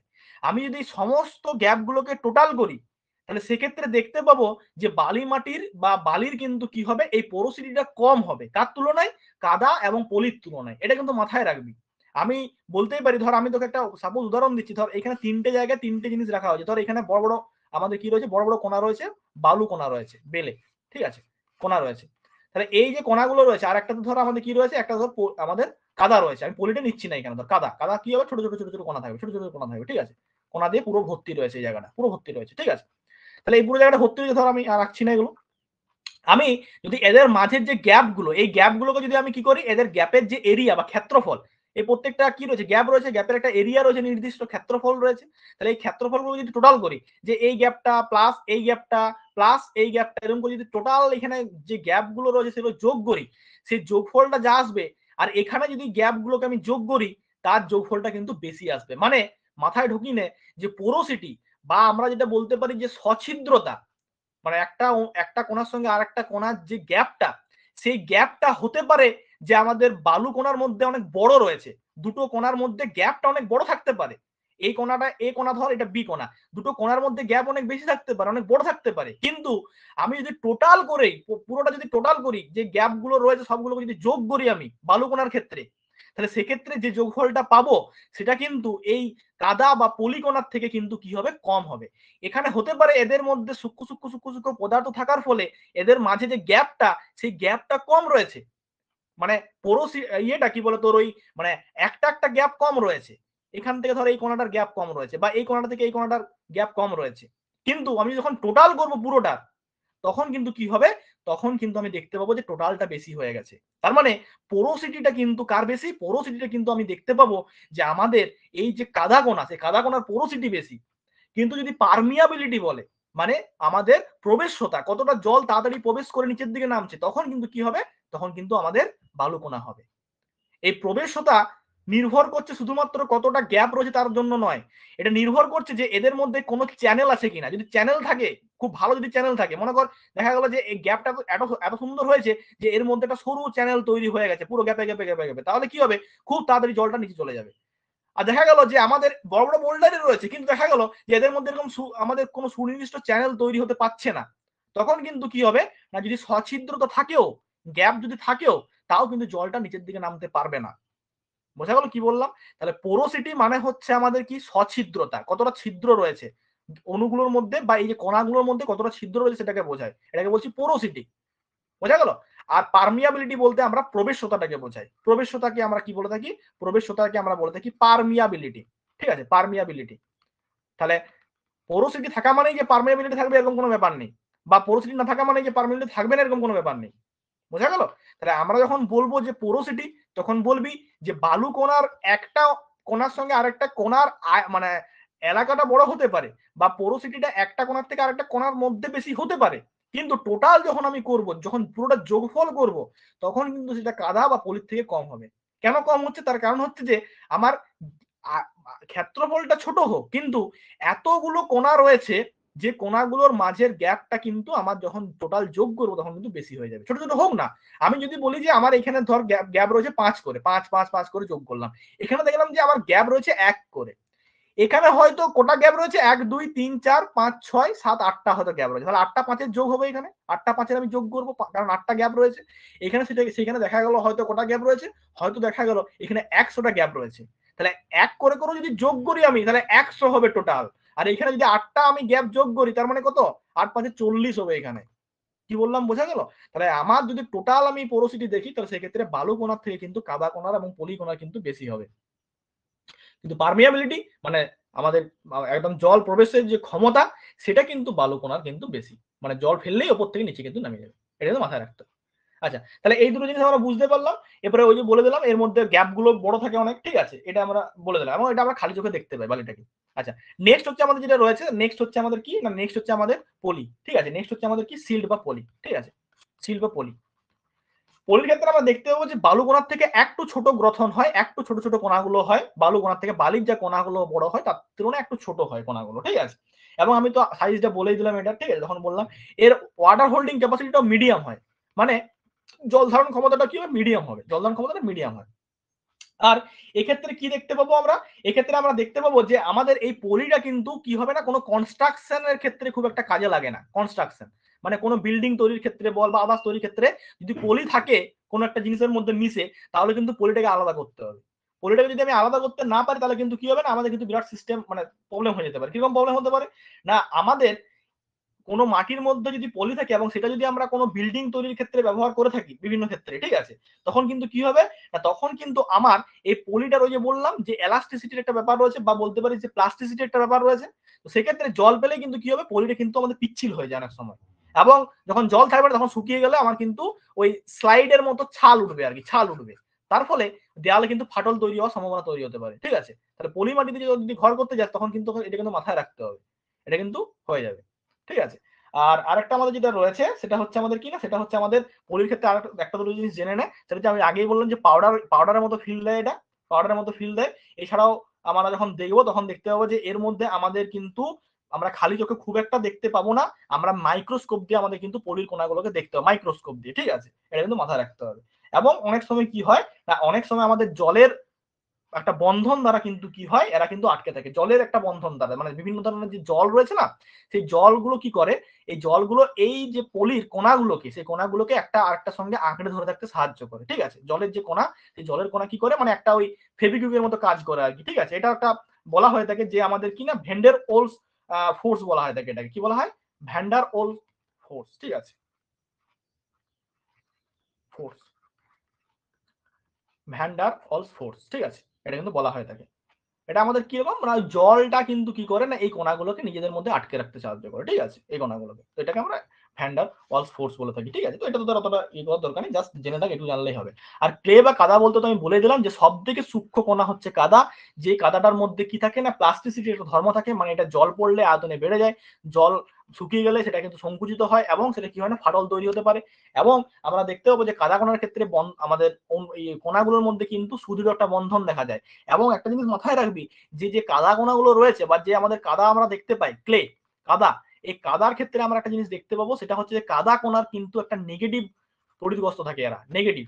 আমরা আয়ন পড়েছি, আয়নের ক্ষেত্রে কি পড়েছি আমরা, নেগেটিভ পজিটিভ আমরা জানি, নেগেটিভ এবং পজিটিভ আয়ন আমরা জানি। ঠিক আছে, তাহলে এই ক্ষেত্রে আমরা দেখতে পাবো যে আমাদের কাদা কণা একটা একটা কাদা কণার যে অণুগুলো রয়েছে, এই অণুগুলো কি করে, এই অণুগুলো আমাদের কিন্তু নেগেটিভ মানে ঋণাত্মক ধর্মী হয়, এরা নেগেটিভ তড়িৎগ্রস্ত হয়। কাদা কণা যেগুলো রয়েছে আমাদের, এগুলো নেগেটিভ তড়িৎগ্রস্ত হয়, যার ফলে একটা খুব ভালো বৈশিষ্ট্য আমরা দেখতে পাই, এরা কিন্তু বিভিন্ন ধরনের যে পজিটিভ যে আয়নগুলো রয়েছে, সেই পজিটিভ আয়নগুলোকে এরা কি করতে থাকে, এরা কিন্তু আকৃষ্ট করতে থাকে। মানে কাদা কণার মধ্যে আমাদের কি থাকে, কাদা কণার যে অণুগুলো, এই অণুগুলো যেহেতু আমার নেগেটিভ তড়িৎগ্রস্ত, মানে এরা ঋণাত্মক, আর ঋণাত্মক তাহলে কাকে টানবে, ঋণাত্মক সবসময় আমাদের পজিটিভকে টানবে, ঋণাত্মক বা আমরা বলতে পারি যে নেগেটিভ, নেগেটিভ কাকে টানে, নেগেটিভ সবসময় কিন্তু আমাদের কি করবে, পজিটিভকে কিন্তু আকৃষ্ট করবে। তার ফলে আমরা দেখতে পাবো যে আমাদের এই নেগেটিভ যে কাদা কণাগুলো, সেগুলো বিভিন্ন ধরনের পজিটিভ, যেমন calcium, magnesium, potassium, aluminium, ammonium, sodium, অ্যালুমিনিয়ামে রয়েছে, হাইড্রোজেন, কপার, এগুলো কি করে, এদের যে পজিটিভ আয়ন মানে ধনাত্মক আয়ন, প্লাস আয়ন, সেগুলো কিন্তু আকৃষ্ট করে। তাহলে এই যে কথাগুলো আমি বললাম, এই যে বিভিন্ন ধরনের যে আমি ক্যালসিয়াম বা ম্যাগনেসিয়াম, পটাশিয়াম, এগুলো কি, এগুলো তো আমাদের অ্যাকচুয়ালি একটা একটা খনিজ, একটা একটা নিউট্রিয়েন্টস, যেগুলো কাদের কাজে লাগে, যেগুলো উদ্ভিদের তো কাজে লাগে। তাহলে কাদা কণার ক্ষেত্রে আমরা দেখতে পাবো যে এই সব মৌলগুলো কিন্তু এদের গায়ে কিন্তু লেগে রয়েছে, কাদা কণার গায়ে, যার জন্য কাদা কণাটা কিন্তু এমনিতেই উর্বর হয়। এছাড়াও ওয়াটার হোল্ডিং যে ক্যাপাসিটি, মানে জল ধরে রাখার যে ক্ষমতা, সেই ক্ষমতাও কিন্তু কাদের বেশি, কাদা কণার কিন্তু বেশি। কাদা কণার উপরের স্তরে যেমন জল ধরে রাখার ক্ষমতা রয়েছে, সেরকম এই কাদা কণার প্রত্যেকটা যে অণু রয়েছে, প্রত্যেকটা যে কণা রয়েছে, কণার ধারে ধারে ধারে ধারেও কিন্তু কি হয়, আমি যদি একটা কাদা কণা আঁকি, এটা একটা কাদা কণা ধর, তার ধারে কিন্তু কি হবে, তার ধারে কিন্তু জল কিন্তু আটকে থাকে, তার ধারে ধারে কিন্তু জল কিন্তু কি থাকবে, আটকে থাকবে, তার ধারে ধারে কি থাকবে, জল কিন্তু এইভাবে কিন্তু আটকে থাকবে তার ধারে। ঠিক আছে, তার ধারে ধারে ওই কণাটার ধারে ধারে, প্রত্যেকটা কণার ধারে ধারে জল কিন্তু এরকমভাবে আটকে থাকে। বোঝা গেল? তাহলে এইভাবে কিন্তু জল কিন্তু সে উপরের স্তরে এবং তাদের নিজেদের মধ্যেও কিন্তু আটকে রাখতে পারে। তো আমাদের গঠনের মধ্যে এইটুকু পড়লেই আমাদের এনাম। তোদের তাও অনেক বাড়তি জিনিস বলে দিলাম, ঠিক আছে, তাও এত লাগবে না। তো এইগুলো পড়লেই মোটামুটি ভাবে তোরা কিন্তু এক্সামের সময়, আমি তোকে নোটসটা দিয়ে দেবো, তোরা কিন্তু লিখে নিতে পারবি।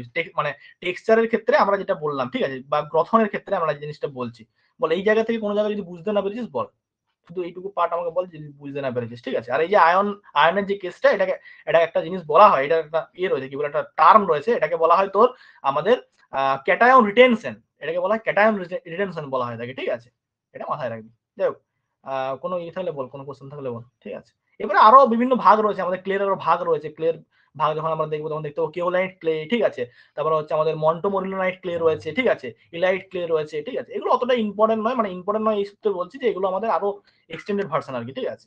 তো সেগুলো অতটা এখানে লাগবে না। এইটুকু জায়গার মধ্যে বল যদি কোনো জায়গায় সমস্যা থাকে, শুধু সয়েল টেক্সচারটা কোনো জায়গায় বল যদি বুঝতে না পেরেছিস, ঠিক আছে। এই শুনতে পাচ্ছিস না কিছু? শুনতে পাচ্ছিস না বলছি, শুনতে পাচ্ছিস না কিছু? কেউজন বল। হ্যাঁ দাদা পাচ্ছি, শুনতে পাচ্ছিস, তাহলে ওই নেটওয়ার্কের সমস্যা আছে হয়তো, ঠিক আছে, নেটওয়ার্কের সমস্যা আছে। রেকর্ডিংটা একটু দেখে নিবি তখন, যদি কোনো জায়গায় শুনতে না পাচ্ছিস, ঠিক আছে, সমস্যা হতে পারে নেটওয়ার্কের, ঠিক আছে।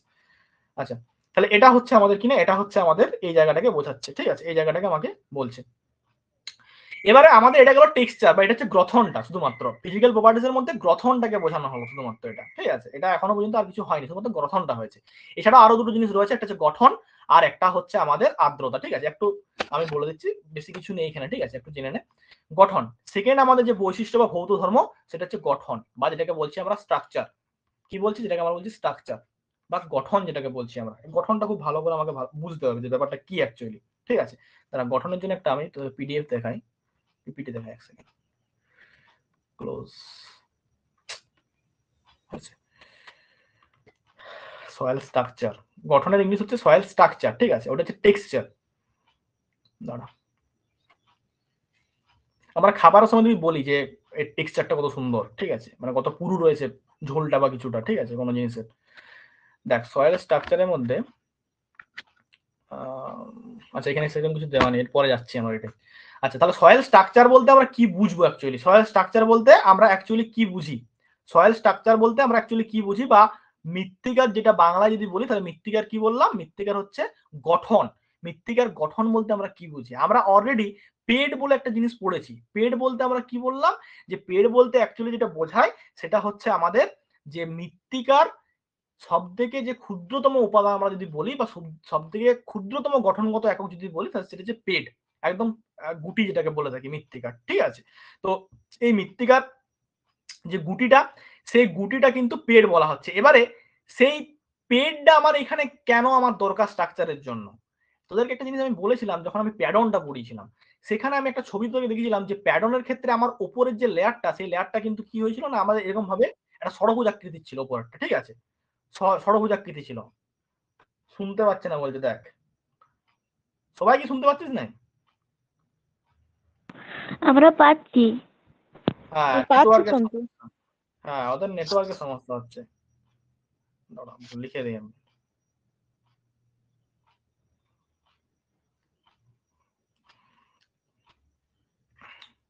তাহলে এক্ষেত্রে আমার কি বললাম যে গঠনটা কি ব্যাপার, হ্যাঁ যেটা বলছিলাম যে কি না আমাদের যে আমরা প্যাডন বলেছিলাম, সেই প্যাডনের উপরের যে উপরের যে জায়গাটা, উপরের স্তরটা, সেটা আমাদের এরকম অনেকটা দেখতে ছিল। তোরা আমি নোটসটা দিচ্ছি, সেখানেও দেখবি তোরা, সেখানে আমাদের এরকম ষড়ভুজাকৃতি ছিল। তো আমাদের এই গঠন বলতে অ্যাকচুয়ালি বোঝায় যে মৃত্তিকাটা অ্যাকচুয়ালি কি রকম টাইপের, ঠিক আছে, মৃত্তিকাটা আমাদের দেখতে কি রকম। গঠন বলতে অ্যাকচুয়ালি বোঝায় যে মৃত্তিকাটা আমাদের অ্যাকচুয়ালি দেখতে কি রকম দেখতে মৃত্তিকাটা, ঠিক আছে। তাহলে আমরা যদি এটা সংজ্ঞায়িত করি, একদম ডেফিনেশন টোটালি বলি, তাহলে সেক্ষেত্রে কি বলবো যে মাটির যে কণাগুলো রয়েছে, সেই কণাগুলো মানে পেট যেটাকে বলছি আমরা, সেই পেটগুলো বা গুটিগুলো পরস্পর যখন যুক্ত হচ্ছে, যুক্ত হয়ে একটা বিন্যাস তৈরি করছে, সুস্পষ্ট একটা বিন্যাস তৈরি করছে, তখন তাকে আমরা কি বলছি, মাটির গঠন বলছি। মানে আমাদের ওই যে ছোট ছোট যে আমাদের ইয়েগুলো ছিল, পেটগুলো ছিল, সেই পেট বা গুঠিগুলো যখন গঠন মানে তারা যুক্ত হয়ে কি করছে, এটা জ্যামিতিক আকারে বিন্যস্ত হচ্ছে, বিভিন্ন আকার হতে পারে, সেটা হতে পারে একটা প্লেটের মতো হতে পারে, সেটা প্লেট আকৃতির হতে পারে, সেটা হতে পারে প্রিজমের মতো হতে পারে, সেটা আদার্স যে কোনো কিছু হতে পারে, স্তম্ভ আকারের হতে পারে, সেগুলো দানাদার হতে পারে। তো এই যে জ্যামিতিক গঠন বা জ্যামিতিক আকারে বিন্যস্ত থাকছে, সেটা কিন্তু প্রাকৃতিক ভাবে হতে হবে। যদি প্রাকৃতিক ভাবে বিন্যস্ত থাকে, তখন তাকে আমরা কি বলবো, মাটির গঠন বলবো। মানে সোজা ভাষায় পেটগুলোর গঠনগত বিন্যাসই হচ্ছে আমাদের মাটির গঠন। তাহলে পেট তো আমাদের প্রাকৃতিক উপায়ে তৈরি হয়, তাহলে প্রাকৃতিক উপায়ে আমরা কি করব, আমরা যখন মাটিটাকে বিভিন্ন আকৃতিতে দেখতে পাবো, তখন তাকে আমরা কি বলবো, আমরা মাটির গঠন বলবো। আমরা যখন দেখবি কোনো জায়গায় কোনো পুকুর কাটা হয়, দেখবি ঠিক আছে, যদি পুকুরের মধ্যে পাঁক থাকে, যদি পুরোনো পুকুরে যদি পাঁক থাকে, তখন দেখবি যখন জেসিবি দিয়ে কাটা হয়, তখন দেখতে পাবি যে ওখানে দেখবি চাই চাই আকারে কিন্তু মাটিগুলোকে বা পলিগুলোকে মানে ওই পাঁকটাকে তুলে নিয়ে আসে। যদি একটু পাঁকটা নরম হয়, মানে বিশাল একদম জলের মতো যদি না হয়, ঠিক আছে, তখন বিভিন্ন আকৃতি দেবী মাটির ওখান থেকে দেখতে পাবি তুই। কিন্তু ওটা তো আমাদের তৈরি করা হচ্ছে। কিন্তু যদি এটা প্রাকৃতিক ভাবে তৈরি হয় গঠনটা, এরকম অনেক রয়েছে, আমি তোকে ছবি দেখাবো, তখন সেটাকে আমরা কি বলবো, মাটির গঠন বলবো। যেমন ধর এখানে যদি ছবিটা তোকে দেখায়, দেখ ভালো করে লক্ষ্য কর, ধর এটা দেখ, এই যে গঠনটা, এটা হচ্ছে ব্লকি স্ট্রাকচার, মানে এটা হচ্ছে আমাদের কি না ব্লক বা চাই আকারের, এটা হচ্ছে আমাদের কিরকম চাই আকারের, ঠিক আছে। দেখ ছবিটা দেখলেই বুঝতে পারবি এটা ব্লক আকারের, ঠিক আছে। দেখ ব্লক আকারের, মাটিটা এটা কেউ করেনি, এটা অটোমেটিক হয়েছে ব্লক আকারের, বিভিন্ন ব্লকে ভেঙে গেছে, প্রস্তরে ভেঙে গেছে, বিভিন্ন চাই আকারে ভেঙে গেছে। দেখ এখানে দেখতে পাবি এখানে ছবিটা করা আছে, স্কেচটা, ঠিক আছে। আরো দেখ আমি একটা উদাহরণ দেখাচ্ছি, দেখ এটা হচ্ছে আমাদের কিনা প্রিজমেটিক, এটা হচ্ছে আমাদের কিরকম প্রিজমেটিক মানে কিরকম না প্রিজমের মতো আর কি, ঠিক আছে। দেখ এরকম, ঠিক আছে, মানে অ্যাকচুয়ালি ভলিউমের মানে কলাম যেগুলোকে স্তম্ভ বলে থাকি, স্তম্ভের মধ্যে এখানে দেখ অরিজিনাল ছবি দেওয়া আছে স্তম্ভ, ঠিক আছে। আরো দেখতে পাবি এই যে কলাম, এটাও স্তম্ভ অ্যাকচুয়ালি, এটা প্রিজমেটিক মানে অ্যাকচুয়ালি এটাকে আমরা বলছি প্রিজমের মতো আর কি, ঠিক আছে। আর এটা হচ্ছে আমাদের কি রকম, এটা হচ্ছে কলাম, ঠিক আছে, কলামের মতো দেখতে পাবো আমরা, ঠিক আছে। এটা প্লেট সলিউশন, মানে একটা প্লেটে ভেঙে যাবে, একটা এই যে প্লেট, এই যে প্লেট, একটা প্লেট রয়েছে প্লেটের মতো, ঠিক আছে। এখানে পাশে যে ছবিটা দেওয়া রয়েছে, এই যে প্লেট, একটা প্লেট, তার নিচে একটা প্লেট, এরকম যেমন হবে, এগুলোকে আমরা গঠন বলছি। বিভিন্ন আকৃতি হতে পারে, কিন্তু সেটা প্রাকৃতিক উপায় হতে হবে। সেটা প্রাকৃতিক উপায় যখন হবে, তখন তাকে আমরা কি বলবো, তাকে আমরা মৃত্তিকার গঠন বলবো। এটা কিন্তু আমাকে মাথায় রাখতে হবে, মৃত্তিকার গঠন বলবো। এই মৃত্তিকার গঠন আমাদের একদম ডাইরেক্ট কিন্তু মাটিকে কিন্তু আমার কিন্তু প্রভাব বিস্তার করে না। কিছু জিনিস রয়েছে যেগুলো আমাদের কি করছে না, মৃত্তিকার গঠন কিন্তু প্রত্যক্ষভাবে না হলেও পরোক্ষভাবে কিন্তু কি করছে, আমাদের কিন্তু প্রভাব বিস্তার করছে। সেগুলো আমরা পরে দেখছি। আমরা গ্রথনেরও ইম্পর্টেন্স রয়েছে, সেগুলো আমরা পরে দেখবো, ওগুলো এক্সামের জন্য ইম্পর্টেন্ট, আমরা পরে দেখছি ওটা, ঠিক আছে। আপাতত আলোচনাটা করিনি, তারপরে কার কি গুরুত্ব রয়েছে সেটা পরে দেখছি। আচ্ছা, এবারে এই যে গঠন, সেই গঠনের কিন্তু কি হচ্ছে না, গঠন যখন হচ্ছে, সেই গঠন হওয়ার জন্য আমার কয়েকটা প্রক্রিয়া রয়েছে। সেই প্রক্রিয়াগুলো আমি অত ডিটেলসে যাচ্ছি না, আমি শুধুমাত্র জাস্ট একটু আলোচনা করে দিচ্ছি উপরে উপরে, যে আমাদের কি হয়, একটা সময় ওই গুটি আকারে থাকবে, আমাদের কণাগুলো আলাদা আলাদা ভাবে থাকবে, দিয়ে কি হবে না, বৃষ্টির জল যখনই পাবে, তখনই কি হবে না, এগুলো আস্তে আস্তে জোটবদ্ধ হবে, এবং তারা কি করবে, এরকম স্ট্রাকচার, বিভিন্ন ধরনের স্ট্রাকচার কিন্তু তৈরি করবে, ঠিক আছে। এটা মাথায় রাখবি। এরপরে এর ক্লাসিফিকেশন গুলো আমাকে জানতে হবে, যেগুলো এখানে ইম্পর্টেন্ট ক্লাসিফিকেশন, ঠিক আছে। এর শ্রেণী বিভাগ বা ক্লাসিফিকেশন যেগুলো রয়েছে, সেগুলো কিন্তু এখান থেকে আমাকে জানতে হবে, যেগুলো কিন্তু এক্সামের জন্য কিন্তু আমাকে ইম্পর্টেন্ট। তাহলে ক্লাসিফিকেশন একটা নেই, এর ক্লাসিফিকেশনের যে ভিত্তি সেটা কিন্তু অনেকগুলো রয়েছে। তাহলে এর ক্লাসিফিকেশনের ফার্স্ট ভিত্তি হচ্ছে যে কি না শেপ, আকৃতিগত দিক থেকে। তাহলে ফার্স্ট হচ্ছে আকৃতির দিক থেকে আমরা এই ক্লাসিফিকেশন কিভাবে করব সয়েলটাকে, আকৃতির দিক থেকে। ঠিক আছে, আকৃতি অনুসারে বিভিন্ন শ্রেণীতে ভাগ করা যাবে। ফার্স্ট হচ্ছে কি আকৃতির ভিত্তিতে ফার্স্ট হচ্ছে আমাদের সাধারণ গঠন, সাধারণ সিম্পল গঠন আমরা বলতে পারি, সিম্পল স্ট্রাকচার, সাধারণ গঠন বা সিম্পল স্ট্রাকচার বলতে পারি, সিম্পল স্ট্রাকচার। তাহলে এখানে আমরা দেখতে পাবো যে মৃত্তিকার যে কণাগুলো রয়েছে সেগুলো অত্যন্ত সাধারণভাবে সজ্জিত রয়েছে। সাধারণ মানে বুঝতে পারছি অত্যন্ত সিম্পল ভাবে সঞ্চিত মানে সজ্জিত রয়েছে। ঠিক আছে, একদম একদম সিম্পল, যেমন নরমালি পড়ে থাকে আর কি। ঠিক আছে, তাহলে এই ক্ষেত্রে আমরা দেখতে পাবো কিনা, এখানে দেখতে পাবো যে আমরা একই ধরনের খনিজ সব থেকে বেশি দেখতে পাবো। সাধারণ গঠন যখন হবে মৃত্তিকা তখন কিন্তু নর্মাল কোনো গঠন আমরা পাবো না, এরকম ব্লক বা বল বা প্রিজমের মতো বল পাবো না, নর্মাল গঠন এমনি পড়ে আছে। এবং তার মধ্যে কি থাকে না, আমাদের খনিজের পরিমাণটা কিন্তু আমাদের কি হবে, আমাদের কিন্তু বেশি থাকবে। ঠিক আছে, এবং এটাকে আমরা কি বলছি, সাধারণ গঠনযুক্ত আমাদের বলতে পারি মৃত্তিকা। ঠিক আছে, সাধারণ গঠনযুক্ত মৃত্তিকা বলতে পারি। এবং এর মধ্যে আমাদের খনিজ কণার পরিমাণটা বেশি থাকলেও এর মধ্যে কি হবে, জৈব পদার্থের পরিমাণটা কিন্তু কম থাকবে। এটা মাথায় রাখতে হবে, জৈব পদার্থের পরিমাণটা কিন্তু আমার কিন্তু এখানে কম থাকতে হবে, এটা কিন্তু আমাকে মাথায় রাখবে। আচ্ছা, এবারে নেক্সট হচ্ছে আমাদের কি, নেক্সট হচ্ছে আমাদের পুঞ্জাকার গঠন, আকৃতি অনুযায়ী পুঞ্জাকার। ঠিক আছে, বা যেটাকে আমরা বলতে পারি কিনা মেসিভ, মেসি মানে একটা জায়গায় জড়ো হয়ে জোড় বেঁধেছে অনেক। ঠিক আছে, পুঞ্জাকার গঠন বা যেটাকে আমরা বলতে পারি যে একটা জায়গায় কি হয়েছে, তারা কিন্তু জোড় বেঁধেছে, বিশাল পরিমাণে কি করেছে, জোড় বেঁধেছে। ঠিক আছে, তাহলে আমাদের নর্মাল দেখলাম কি, নর্মাল দেখলাম সাধারণ গঠন, তারপর হচ্ছে পুঞ্জাকার গঠন যেখানে জোড় বেঁধেছে। ঠিক আছে, এখানে কি হবে না, এখানে পেট গুলো আস্তে আস্তে বড় হতে হতে আর একটু সামান্য বড় হয় এবং খুব সাধারণভাবেই কিন্তু আমাদের কি হবে, সজ্জিত থাকবে। ঠিক আছে, পুঞ্জাকার গঠনে কি হবে, সাধারণ গঠনে যেমন নর্মাল থাকে, পেটগুলো ছোট থাকে, পুঞ্জাকার গঠনে পেটগুলো একটু বড় হয়, পেটগুলো বড় হবে এবং তারপরে সেটা আমাদের কিন্তু একটা স্ট্রাকচার তৈরি করবে, সেটাকে বলবো আমরা মেসিভ বা পুঞ্জাকার গঠন। ঠিক আছে, এটা মাথায় রাখতে হবে, নর্মাল জিনিস। 3 নাম্বার রয়েছে আমাদের কি, 3 নাম্বার রয়েছে আমাদের যৌগিক গঠন। কি রয়েছে, যৌগিক। এইখান থেকে আমার কিন্তু এক্সামে কোশ্চেন আসবে, কম্পাউন্ড, যৌগিক গঠন বা যেটাকে আমরা কম্পাউন্ড বলছি। এই কম্পাউন্ড গঠনটা কি হবে, এক্ষেত্রে আমরা যেটা দেখতে পাবো যে এক্ষেত্রে আমার কিন্তু পেটগুলি তাদের আকৃতি যেটা, ঠিক আছে, তাদের অনুভূমিক দৈর্ঘ্য দ্বারা নিয়ন্ত্রিত হবে। পেটগুলির যে আকার বা আকৃতি সেগুলো অনুভূমিক দৈর্ঘ্য, পাশাপাশি কতটা দৈর্ঘ্য রয়েছে সেই দ্বারা কিন্তু নিয়ন্ত্রিত হবে, এবং কতটা দৈর্ঘ্য বরাবর বিস্তৃত রয়েছে তার ভিত্তিতে কিন্তু কি হবে, আমার বিভিন্ন ক্লাসে আমি কিন্তু এটাকে ভাগ করব। ঠিক আছে, এটা কিন্তু মাথায় রাখতে হবে, পেটগুলি বিভিন্ন জ্যামিতিক আকার বিশিষ্ট হবে, বিভিন্ন ধরনের দেখতে হবে। এবং আমরা দেখতে পাবো যে মাটির যখন শ্রেণী বিভাগ করা হবে তখন কিন্তু এই যৌগিক গঠনটা খুব ইম্পর্টেন্ট। মাটির যখন ক্লাসিফিকেশন আমরা পড়বো এরপরে তখন দেখতে পাবো যে যৌগিক গঠনের ভিত্তিতে কিন্তু প্রচুর পরিমাণে ক্লাসিফিকেশন করা হয়ে থাকে। ঠিক আছে, প্রচুর পরিমাণে ক্লাসিফিকেশন আমরা দেখতে পাবো। ঠিক আছে, তার মধ্যে ফার্স্ট এই যৌগিক গঠনের মধ্যে ফার্স্ট আমাদের যে গঠনগুলো রয়েছে, এই যৌগিক গঠনের এবারে ভাগ রয়েছে। যৌগিক গঠনের মধ্যে ফার্স্ট যেগুলো আমি তোকে মাত্র বলছিলাম সেগুলো আমরা এবার পরপর দেখবো। ফার্স্ট রয়েছে আমাদের কি, পাতের নেই গঠন বা যেটাকে বলছি আমরা প্লেটি স্ট্রাকচার, প্লেটি স্ট্রাকচার। ঠিক আছে, প্লেটি স্ট্রাকচার বা যেটাকে আমরা বলছি পাতের মতো গঠন, পাতের মতো গঠন, পাত। এটা আলাদা করে বলার কিছু না, তো ছবিটা দেখালাম। পাতের মতো গঠনের ছবিটা কিরকম হবে, এই ছবিটা দেখ, এই যে প্লেটি স্ট্রাকচার দেখ। এক সেকেন্ড, এই রে কোন দিকে, হ্যাঁ দেখ, এটা হচ্ছে আমাদের,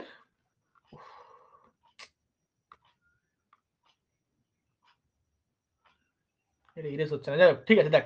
তাহলে এইটা হচ্ছে আমাদের কি, এটা হচ্ছে আমাদের প্লেটি স্ট্রাকচার। দেখ প্লেটি স্ট্রাকচার প্লেটের মতো হবে, প্লেট যেমন দেখিস না চায়ের প্লেট যেমন হয়, ঠিক আছে, সেরকম প্লেটি স্ট্রাকচার। একটা প্লেটের উপর আরেকটা প্লেট, তার নিচে আরেকটা প্লেট, তার নিচে একটা প্লেট, এগুলো সব একটা প্লেট, ঠিক আছে, প্লেটের মতো, তার নিচে আরেকটা প্লেট। এরকম যখন সয়েলটা স্ট্রাকচার হবে তখন তাকে আমরা প্লেটি স্ট্রাকচার বলবো। Thin flat plate of soil that lie horizontally, মানে অনুভূমিকভাবে যখন থাকবে। ঠিক আছে, এটা কিন্তু আমরা দেখতে পাবো। এবং কোথায় দেখতে পাবো, যেটা হচ্ছে কম্প্যাক্টেড সয়েল যেখানে রয়েছে, যেখানে আমাদের সংঘবদ্ধ ভাবে সয়েলটা রয়েছে বা জোড়বদ্ধ ভাবে সয়েলটা রয়েছে, মাটিটা রয়েছে, সেখানে আমরা কিন্তু এই প্লেটি স্ট্রাকচারটা আমরা দেখতে পাবো। প্লেটি গঠন বলতে প্লেটের মতো গঠন হবে, বাস সিম্পল জিনিস মনে রাখ, বেশি ইয়ে করার দরকার নেই। ঠিক আছে, এটা কিন্তু মাথায় রাখবি। এবং আমরা হিমবাহ এবং জলবাহিত শিলা থেকেও এটা অনেক সময় দেখতে পাওয়া যায়, এটা কিন্তু মাথায় রাখবি। ঠিক আছে, এক সেকেন্ড। আচ্ছা, নেক্সট আমাদের যেটা রয়েছে প্লেটি গঠনের পরে 2 নম্বরে যেটা রয়েছে আমাদের প্রিজম লাইক স্ট্রাকচার। ঠিক আছে, prism like structure, prism like structure, prism like structure বা প্রিজমের মতো গঠন, প্রিজমের মতো গঠন, প্রিজমের মতো। প্রিজম কিরকম দেখতে হয়, প্রিজম এরকম 3টে তল বিশিষ্ট হয়। ঠিক আছে, ওই ছবিটাকে আঁকতে পারবো, দেখছি কেন, এই ছবিটা আঁকা একটু টাফই বটে এখানে। ঠিক আছে, না হয়ে গেছে, ঠিক আছে।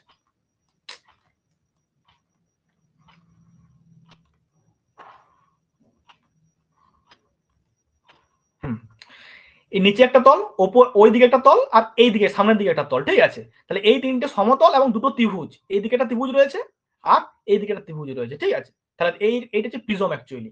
তাহলে আমাদের এই প্রিজম লাইক যখন স্ট্রাকচারটা হবে তখন তাকে আমরা কি বলবো, প্রিজমের মতো গঠন বলবো। তো এখানে কতগুলো বৈশিষ্ট্য একটু জেনে নিতে হবে যে প্রিজমের ক্ষেত্রে কি কি বৈশিষ্ট্য আমরা দেখতে হবে। একটা তো বলে দিলাম যে প্রিজমের মতো হবে, যেগুলো কি হবে, যেখানে খুব ভালো করে মাথায় ঢোকা যে এই গঠনটাতে কণাগুলো এমন ভাবে থাকবে যেখানে অনুভূমিক অক্ষের থেকে উল্লম্ব অক্ষের দৈর্ঘ্য বেশি হবে, মানে এই পাশাপাশি বিস্তারটা কম হবে, তার তুলনায় উপর দিকে কিন্তু কি হবে, বিস্তারটা বেশি হবে। উপর দিকে কি হবে, বিস্তারটা কিন্তু বেশি হবে। কি বললাম, যে অনুভূমিক অক্ষের চেয়ে উল্লম্ব অক্ষের দৈর্ঘ্য কিন্তু বেশি হবে, বোঝা গেল। এবং এটা বহুতল বিশিষ্ট হতে পারে, ঠিক আছে। এবং প্রিজমের মতো দেখতে হয়, যাদের ব্যাসটা কত হয়, ব্যাসটা হচ্ছে 15 সেন্টিমিটার বা তার বেশি হয়ে থাকে, ঠিক আছে। এটা কোথায় আমরা মেইনলি দেখতে পাবো, কোন এরিয়ায় দেখতে পাবো, উষ্ণ অঞ্চল এবং নাতিশীতোষ্ণ জলবায়ুতে। উষ্ণ ও নাতিশীতোষ্ণ এই জলবায়ুতে আমরা এই ধরনের আমরা কিন্তু মাটির যদি পরিলেখ দেখি আমরা বা প্রোফাইল দেখি, সেখানে কিন্তু এই জিনিস গঠন আমরা দেখতে পেতে পারি, ঠিক আছে। এটা মাথায় রাখতে হবে। এবারে এটা আবার কি হয়, এটাকে আবার অনেকে আবার কি করে ভাগ করে দেয়, এটাকে আবার কি করে দেয়, এটাকে আবার দুটো ভাগে ভাগ করে দেয়। প্রিজম লাইকটাকে কি বলা হয়, একটা প্রিজমেটিক বা প্রিজমাকার, আর একটা হচ্ছে স্তম্ভাকার বা কলামনার, ঠিক আছে। একটা হচ্ছে প্রিজমেটিক আর একটা হচ্ছে কলামনার, ঠিক আছে। তো এক্ষেত্রে আমাদের কি হয় না, যদি আমরা দেখি যে আমাদের এই প্রিজম লাইক স্ট্রাকচার বা প্রিজমের মতো স্ট্রাকচারটা কি হচ্ছে না, প্রচুর পরিমাণে বৃষ্টির জলে ক্ষয় পেয়ে এই ওপরের অংশটা গোলাকার হয়ে যাচ্ছে, একদম গোলাকার হয়ে যাচ্ছে গম্বুজের মতো, তখন আমরা তাকে কি বলবো, তাকে আবার দুটো ভাগে ভাগ করে থাকি। একটা হচ্ছে প্রিজমেটিক আর একটা হচ্ছে আমাদের কি, একটা হচ্ছে আমাদের কলামনার স্ট্রাকচার আমরা বলতে পারি, ঠিক আছে। এটা কিন্তু মাথায় রাখতে হবে, ঠিক আছে। ছবিটা তোকে আমি দেখিয়ে দিলাম, এই যে এখানে এক সেকেন্ড, এই যে কলামনার স্ট্রাকচারটা দেখ, এই গোল হয়ে যায়, দেখ রাউন্ডেড হয়ে যায়, দেখতে পাচ্ছিস শেপটা দেখ, ভালো করে লক্ষ্য কর। এইগুলো দেখ, এই সাইডগুলো দেখ, সাইডগুলো দেখলে বুঝতে পারবি। এই সাইডগুলো দেখ, সাইডগুলো কি হয়েছে আমাদের কিন্তু রাউন্ডেড হয়ে গেছে আস্তে আস্তে ক্ষয় হতে হতে, ঠিক আছে। এটা কিন্তু মাথায় রাখতে হবে, এটা কিন্তু আমাকে মাথায় রাখতে হবে, ঠিক আছে। আচ্ছা, নেক্সট রয়েছে আমাদের যেটা, এটা গেল আমাদের কি স্ট্রাকচার, প্রিজম লাইক স্ট্রাকচার, তার মধ্যে কলামনারটাও বলে দিলাম আমি। আচ্ছা, এবারে নেক্সট রয়েছে আমাদের কি, ব্লকের মতো গঠন। 3 নাম্বার, ব্লকি স্ট্রাকচার। ব্লকি স্ট্রাকচার, ব্লক মানে কি রকম, চাই, যেমন আমাদের ইট হয় না ওরকম চাই আকারে, ঠিক আছে, ব্লক। বা আমরা বলতে পারি যে চায়ের আকারে আর কি, ঠিক আছে, চায়ের আকারে যেমন স্ট্রাকচারটা হবে। তো এখানে আমরা কি দেখতে পাবো অ্যাকচুয়ালি, এই ব্লকি স্ট্রাকচারে আমরা দেখতে পাবো যে এখানে কি হচ্ছে, আমাদের ওই কোণাগুলো যখন একসঙ্গে জোটবদ্ধ হচ্ছে তখন কি হচ্ছে না, প্রায় সব দিকটা একই রকম হচ্ছে গঠনটা আর কি, ঠিক আছে। সব দিকটা একই রকম যখন গঠন হবে তখন তাকে আমরা কি বলবো, তখন তাকে আমরা বলবো ব্লকি স্ট্রাকচার। সব দিকটা একই রকম গঠন দেখতে পাবো আমরা, তলগুলো একই রকমের দেখতে পাবো। সেটা 4 তল বিশিষ্ট হতে পারে, 6 তল যুক্ত হতে পারে, ঠিক আছে। 4 তল বিশিষ্ট হতে পারে, নরমালি 6 তল যুক্ত হয়, কারণ 4 তল তো হবে না, চারদিকে 4টা আর সাইডে রয়েছে দুটো, আমাদের যেমন লুডোর ছক্কা হয় সেই রকম, ঠিক আছে। এবং দেখতে পাবো যে এটা আমাদের কতটা পর্যন্ত হয়ে থাকে লম্বা, 1 থেকে 10 সেন্টিমিটার পর্যন্ত লম্বা হয়ে থাকে, খুব একটা বেশি হয় না, 1 থেকে 10 সেন্টিমিটার পর্যন্ত এটা কিন্তু লম্বা হয়ে থাকে, এটা মাথায় রাখতে হবে। এটা আমরা কোথায় দেখতে পাবো, এটা আমরা অ্যাডেল মাটির স্তরে দেখতে পাবো, এবং বিশেষ করে যেখানে বৃষ্টিপাত হচ্ছে আর্দ্র অঞ্চলে, সেখানে আমরা কিন্তু এই ব্লকি স্ট্রাকচারটা দেখতে পাবো, ঠিক আছে। এছাড়াও আরো কয়েকটা রয়েছে, তার মধ্যে একটা রয়েছে আমাদের দানাদার, যেটাকে আমরা বলে থাকি গ্রেনুলার, ঠিক আছে। আরেকটা রয়েছে কি দানাদার বা গ্রেনুলার, গ্রেনুলার স্ট্রাকচার, ঠিক আছে। গ্রেনুলার স্ট্রাকচার দানাদার হয়, ছবিটা দেখ, দেখলেই বুঝতে পারবি। এই দেখ সিঙ্গেল গ্রেন যেটা রয়েছে আমাদের বলছি আমরা, এক সেকেন্ড, হ্যাঁ সিঙ্গেল গ্রেন যেটা বলছি, এই যে গ্রেনুলারটা প্রথমে রয়েছে মনে হচ্ছে, এই যে এইটা দেখ, দেখ স্ট্রাকচারটা দেখ, গ্রেনুলার, ঠিক আছে। একদম মানে সেই ভাঙা ভাঙা ভাঙা ভাঙা, ঠিক আছে, গ্রেনুলার স্ট্রাকচার। দেখ ডান দিকে ছবিটা দেওয়া আছে, এখানেও ছবিটা দেওয়া আছে, গ্রেনুলার স্ট্রাকচার এটা, ঠিক আছে। গ্রেনুলার স্ট্রাকচার মানে হচ্ছে বাংলা যদি বলিস তাহলে সেক্ষেত্রে আমরা বলতে পারবো যে এটা হচ্ছে দানাদার। দানাদার যেমন নকুল দানার মতো যেমন হয় না, সেরকম ব্যাপারটা আর কি, ঠিক আছে, ওরকম হয়ে যাবে। তো এখানে আমাদের ওই জিনিসটাই বলা রয়েছে আর কি, দেখ ডায়ামিটারটা দেওয়া রয়েছে 0.5 সেন্টিমিটারের থেকে বেশি হয় একটু, ঠিক আছে। এটা হচ্ছে ব্যাপার, এই হচ্ছে ব্যাপার। আর কোথায় দেখতে পাওয়া যায়, commonly found in surface horizon where roots have been growing, মানে যেখানে আমাদের মাটির উদ্ভিদের যে রুট বা মূল রয়েছে, যেখানে আমাদের উদ্ভিদের রুট বা মূলটা বড় হচ্ছে, সেই জায়গায় আমরা মেনলি এটা দেখতে পাবো, ঠিক আছে, সেই অঞ্চলটাতে পরিলেখে দেখতে পাবো, এটা মাথায় রাখবি, ঠিক আছে। তো এটা আমাদের এইগুলো জানলেই হবে, এর থেকে বেশি কিছু জানার দরকার নেই, এইটুকু এখান থেকে জানলেই হবে। কিসের ভিত্তিতে বললাম ভাগগুলো হলো, এই ভাগগুলো হলো আমার মেনলি আকৃতির ভিত্তিতে বা শেপের ভিত্তিতে। এরপরে আমাদের আরো ভাগ রয়েছে, সেই ভাগগুলো আমরা এক একে জানবো, ঠিক আছে। শুধুমাত্র এটুকু জেনে রাখলেই হবে না, আরো কয়েকটা জিনিস জানতে হবে। তার মধ্যে কণাগুলির কাঠিন্যতা, কণাগুলির কি রয়েছে কাঠিন্যতা, কণাগুলির কাঠিন্যতা অনুসারে কাঠিন্যতা অনুসারে, বা যেটাকে বলতে পারি আমরা হার্ডনেস, হার্ডনেস অনেকে আছে, যাই হোক, কণাগুলির কাঠিন্যতা বা হার্ডনেস, ঠিক আছে, হার্ডনেস কতটা, কতটা একটা অপরের সঙ্গে কতটা যুক্ত হয়ে আছে বা কতটা দৃঢ় রয়েছে, কঠিন রয়েছে, ঠিক আছে। এর ভিতরে দুটো ভাগ করা হয়, একটা হচ্ছে আমাদের হার্ড মানে শক্ত, হার্ড, হার্ড স্ট্রাকচার বলতে পারি আমি, হার্ড স্ট্রাকচার শক্ত বা কঠিন। আর 2 নাম্বার রয়েছে আমাদের সফট বা নরম, সফট স্ট্রাকচার বা যেটাকে বলছি নরম বা কোমল। তাহলে হার্ড স্ট্রাকচার কোনটা, কঠিন বা দৃঢ় যেটা, ঠিক আছে। তাহলে এখানে আমরা কি দেখতে পাবো, এই যে স্ট্রাকচারটা প্রচন্ড মানে শক্ত হবে, প্রচন্ড শক্ত হবে এই মাটির স্ট্রাকচারটা বা গঠনটা। এই গঠনে আমরা কোন কাদা কণা বেশি দেখতে পাবো, আমি একটু আগেই বলছিলাম না যে আমাদের আরো কাদা কণা রয়েছে, ঠিক আছে। মন্টি মরিলোনাইট বলে একটা আমাদের কাদা কণা রয়েছে, ঠিক আছে। মন্টি মরিলোনাইট বা মন্টো মরিলোনাইটও বলা হয় থাকে এটাকে, ঠিক আছে, মরিলোনাইট। এই কাদা কণার পরিমাণটা এখানে থাকবে। এটা শক্ত, এটা যখন শুকিয়ে যায় এতটাই শক্ত হয়, প্রচন্ড শক্ত হয় এই কাদা কণাটা, ঠিক আছে। এই কাদা কণাটা প্রচন্ড শক্ত হয়ে থাকে। তাহলে এক্ষেত্রে আমরা কি দেখতে পাবো, এই মন্টো মরিলোনাইট যে কণা, সেই কাদা কণা কিন্তু এখানে বেশি থাকবে, ঠিক আছে। এছাড়াও এখানে আমাদের কি হবে, জৈব পদার্থ কম থাকবে, জৈব পদার্থ কিন্তু কম থাকবে এর মধ্যে, ঠিক আছে। আর ওই যে বললাম মাটি শুকিয়ে গেলে প্রচন্ড শক্ত হবে, জল ধারণ ক্ষমতা খুব একটা বেশি হবে না। হার্ড স্ট্রাকচার মানে কি, জলটা নিচের দিকে নামবেই না, তাহলে জল ধারণ ক্ষমতা জলটা নিচের দিকে নামবে কিন্তু জলটা ধরে রাখতে পারবে না, ঠিক আছে। তাহলে হার্ড স্ট্রাকচারের ক্ষেত্রে আমরা দেখতে পাবো যে এর কিন্তু জল ধারণ ক্ষমতা খুব একটা বেশি নয়, খুব কম, বোঝা গেল। তাহলে এটা কিন্তু মাথায় রাখতে হবে। এছাড়াও আমাদের গাছের যে শেকড়, সেই শেকড় কিন্তু খুব বেশি কিন্তু ঢুকতে পারে না ভেতর দিকে, কেন কি, কারণ এটা হার্ড স্ট্রাকচার, তো শক্ত মাটিটা ঢুকতে পারে না ভেতর দিকে, ঠিক আছে, এটা মাথায় রাখতে হবে। আর সফট স্ট্রাকচারের ক্ষেত্রে আমরা কি দেখতে পাবো, এখানে যেমন মন্টি মরিলোনাইট কাদা কণা থাকে, এখানে আমরা যেটা দেখতে পাবো সেটা হচ্ছে কেউলিনাইট, ঠিক আছে, কেউলিনাইট, কেউলিনাইট, এটা এক ধরনের কাদা কণা, কেউলিনাইট, ঠিক আছে।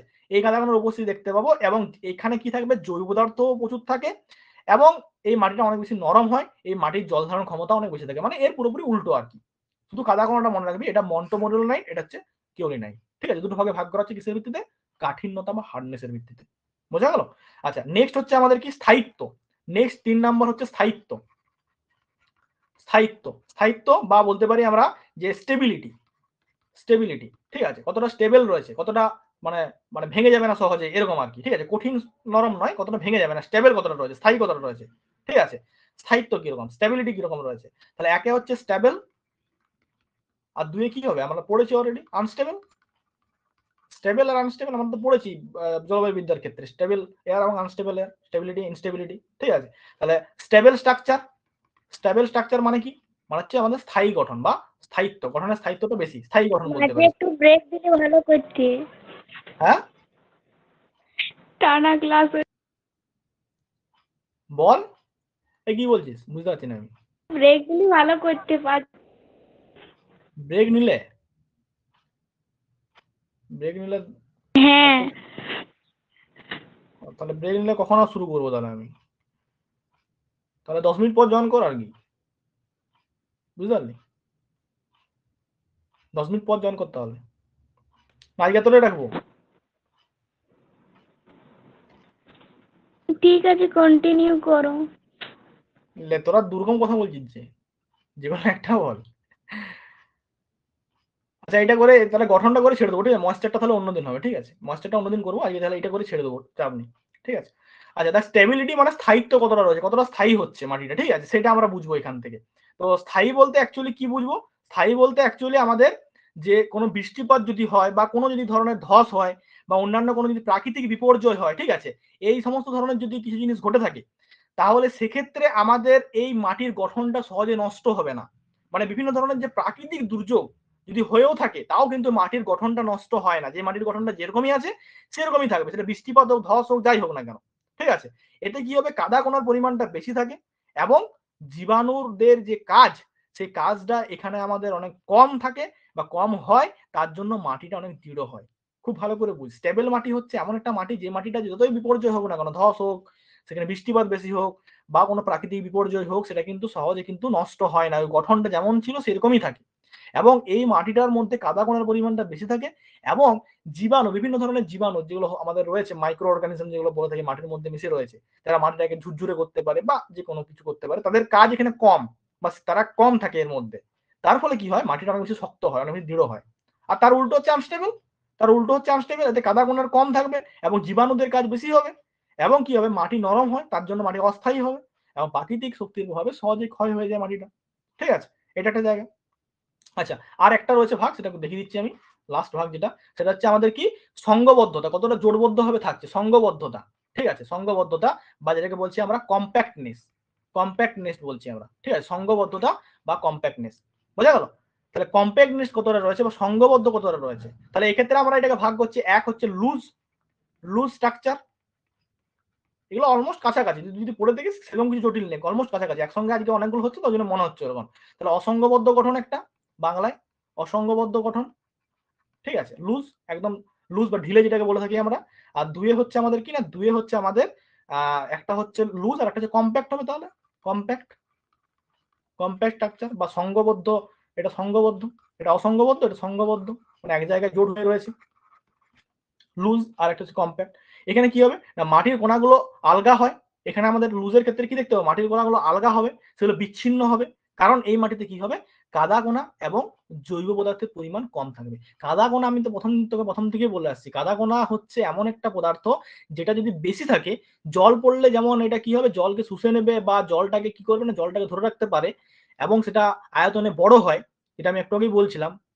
সেরকমই যখন শুকিয়ে যাবে এরা কিন্তু প্রচন্ড শক্ত হয়ে যায়, কাদা কণাটা। তাহলে কাদা কণা যদি থাকে এর মধ্যে, তাহলে সেক্ষেত্রে কি হতো, সেক্ষেত্রে কিন্তু আমার অনেক বেশি সংঘবদ্ধ হতো। তাহলে এই লুজ স্ট্রাকচার মানে কি, অসংঘবদ্ধ, তার মানে এর মধ্যে কি থাকবে না, কাদা কণার পরিমাণটা এবং জৈব পদার্থের পরিমাণটা কম থাকবে, বোঝা গেল? আর কম্প্যাক্ট মানে তার উল্টোটা, কাদা কণা এবং জৈব পদার্থের পরিমাণটা কি হবে, এখানে কিন্তু অনেক বেশি থাকবে। ঠিক আছে, অনেক কিন্তু বেশি থাকবে, কম্প্যাক্ট যেন শক্ত হবে এরা, মানে এক জায়গায় জুড়ে থাকবে বেশি পরিমাণে। ঠিক আছে, এটা মাথায় রাখতে হবে।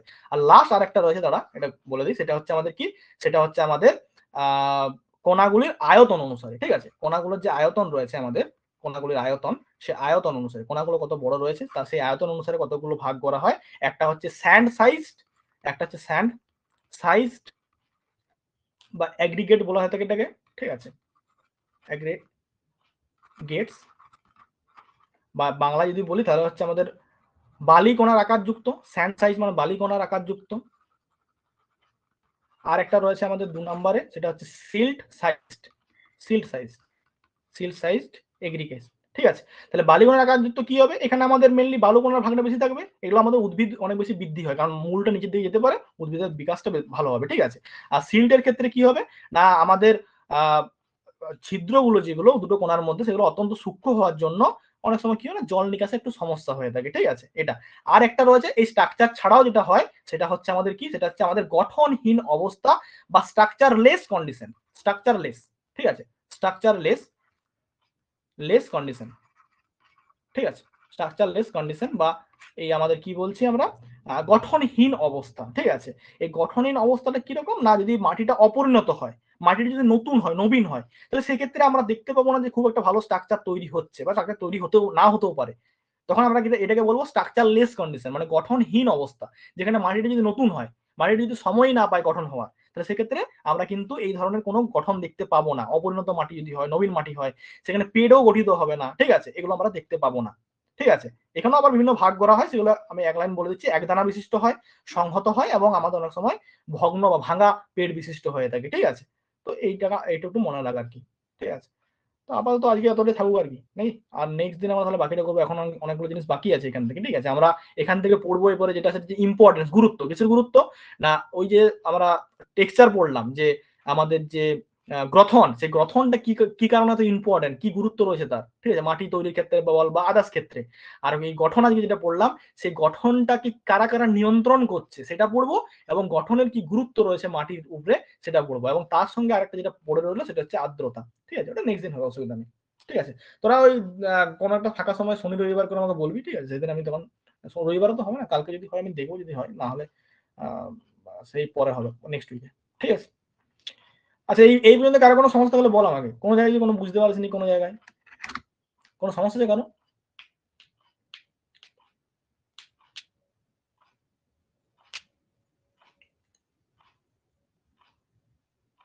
কোনো সমস্যা নেই, তাই তো?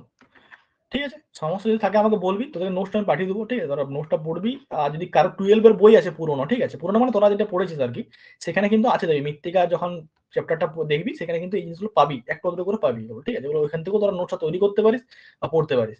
ঠিক আছে, অসুবিধা নেই। তো এতটা থাকুক, কোনো সমস্যা থাকলে আমাকে জানাবি। ঠিক আছে, নেক্সট কোনোদিন হবে আমাদের, ঠিক আছে, অসুবিধার কিছু নেই। আপাতত কতগুলো চ্যাপ্টার শেষ হলো দেখি আমার, বাকিগুলো তখন অফলাইনে হবে যদি অনলাইন সুবিধা হয়। অনলাইনে কোনো অসুবিধা হচ্ছে তো দেখি, নেটওয়ার্কের সমস্যা একটু হবে আমি বুঝতে পারছি। যাও, এখানে আমাদের ফিজিক্যাল প্রপার্টিজটা অলরেডি শেষ হয়ে গেল, কেমিক্যাল প্রপার্টিজটাও এখানেই করাবো অনলাইনে, ঠিক আছে, আর ক্লাসিফিকেশনটাও অনলাইনেই করাবো, ঠিক আছে। বাকি যেগুলো পড়ে থাকলো সেইগুলো বরং অফলাইনে আমি করে দেবো, অসুবিধা নেই, বাকিগুলো ঠিক আছে, বাকিগুলো তখন অফলাইনে করে দেবো, বুঝতে পারলি, হচ্ছে ব্যাপার। তোদের এক্সামটা আশা করি জুলাই শেষ উইক করে হবে, কারণ আমি নোটিফিকেশন দেখলাম জুলাই শেষ উইক করে হবে, তার আগে করবে না, ঠিক আছে। তাহলে সেক্ষেত্রে সময় হয়তো একটু পাওয়া যাবে, শেষ হয়ে যাবে তার আগে, চাপ নেওয়ার কিছু নেই, ঠিক আছে। এটা এই ইউনিটে শেষ হলে তোদের এক্সাম নেবো বায়োজিওগ্রাফি থেকে, ঠিক আছে, তোরা পড়া শুরু কর, ঠিক আছে। আজকে এতটাই রাখ, ঠিক আছে, আজকে এতটাই রাখ। আর রেকর্ডিংটা দেওয়া রইলো, তোরা দেখে নিবি, একটু পরে রেডি হয়ে যাবে, মানে মিনিট 10-15 টাইম লাগবে, তারপরে তোরা রেকর্ডিং সেকশনে গিয়ে পরে দেখতে পাবি। রেকর্ডিং গুলো কেউ দেখিস না তোরা, আকাশদীপ একমাত্র দেখে, আমি দেখলাম, আর বাপ্পা মনে হয় দেখে, ঠিক আছে, আর সেরকম কাউকে আমি দেখতে পেলাম না যদি কেউ দেখে বলে, ঠিক আছে। তো যাদের অসুবিধা আছে রেকর্ডিং গুলো দেখে নিবি, ঠিক আছে, ঠিক আছে না, এতটাই থাকুক।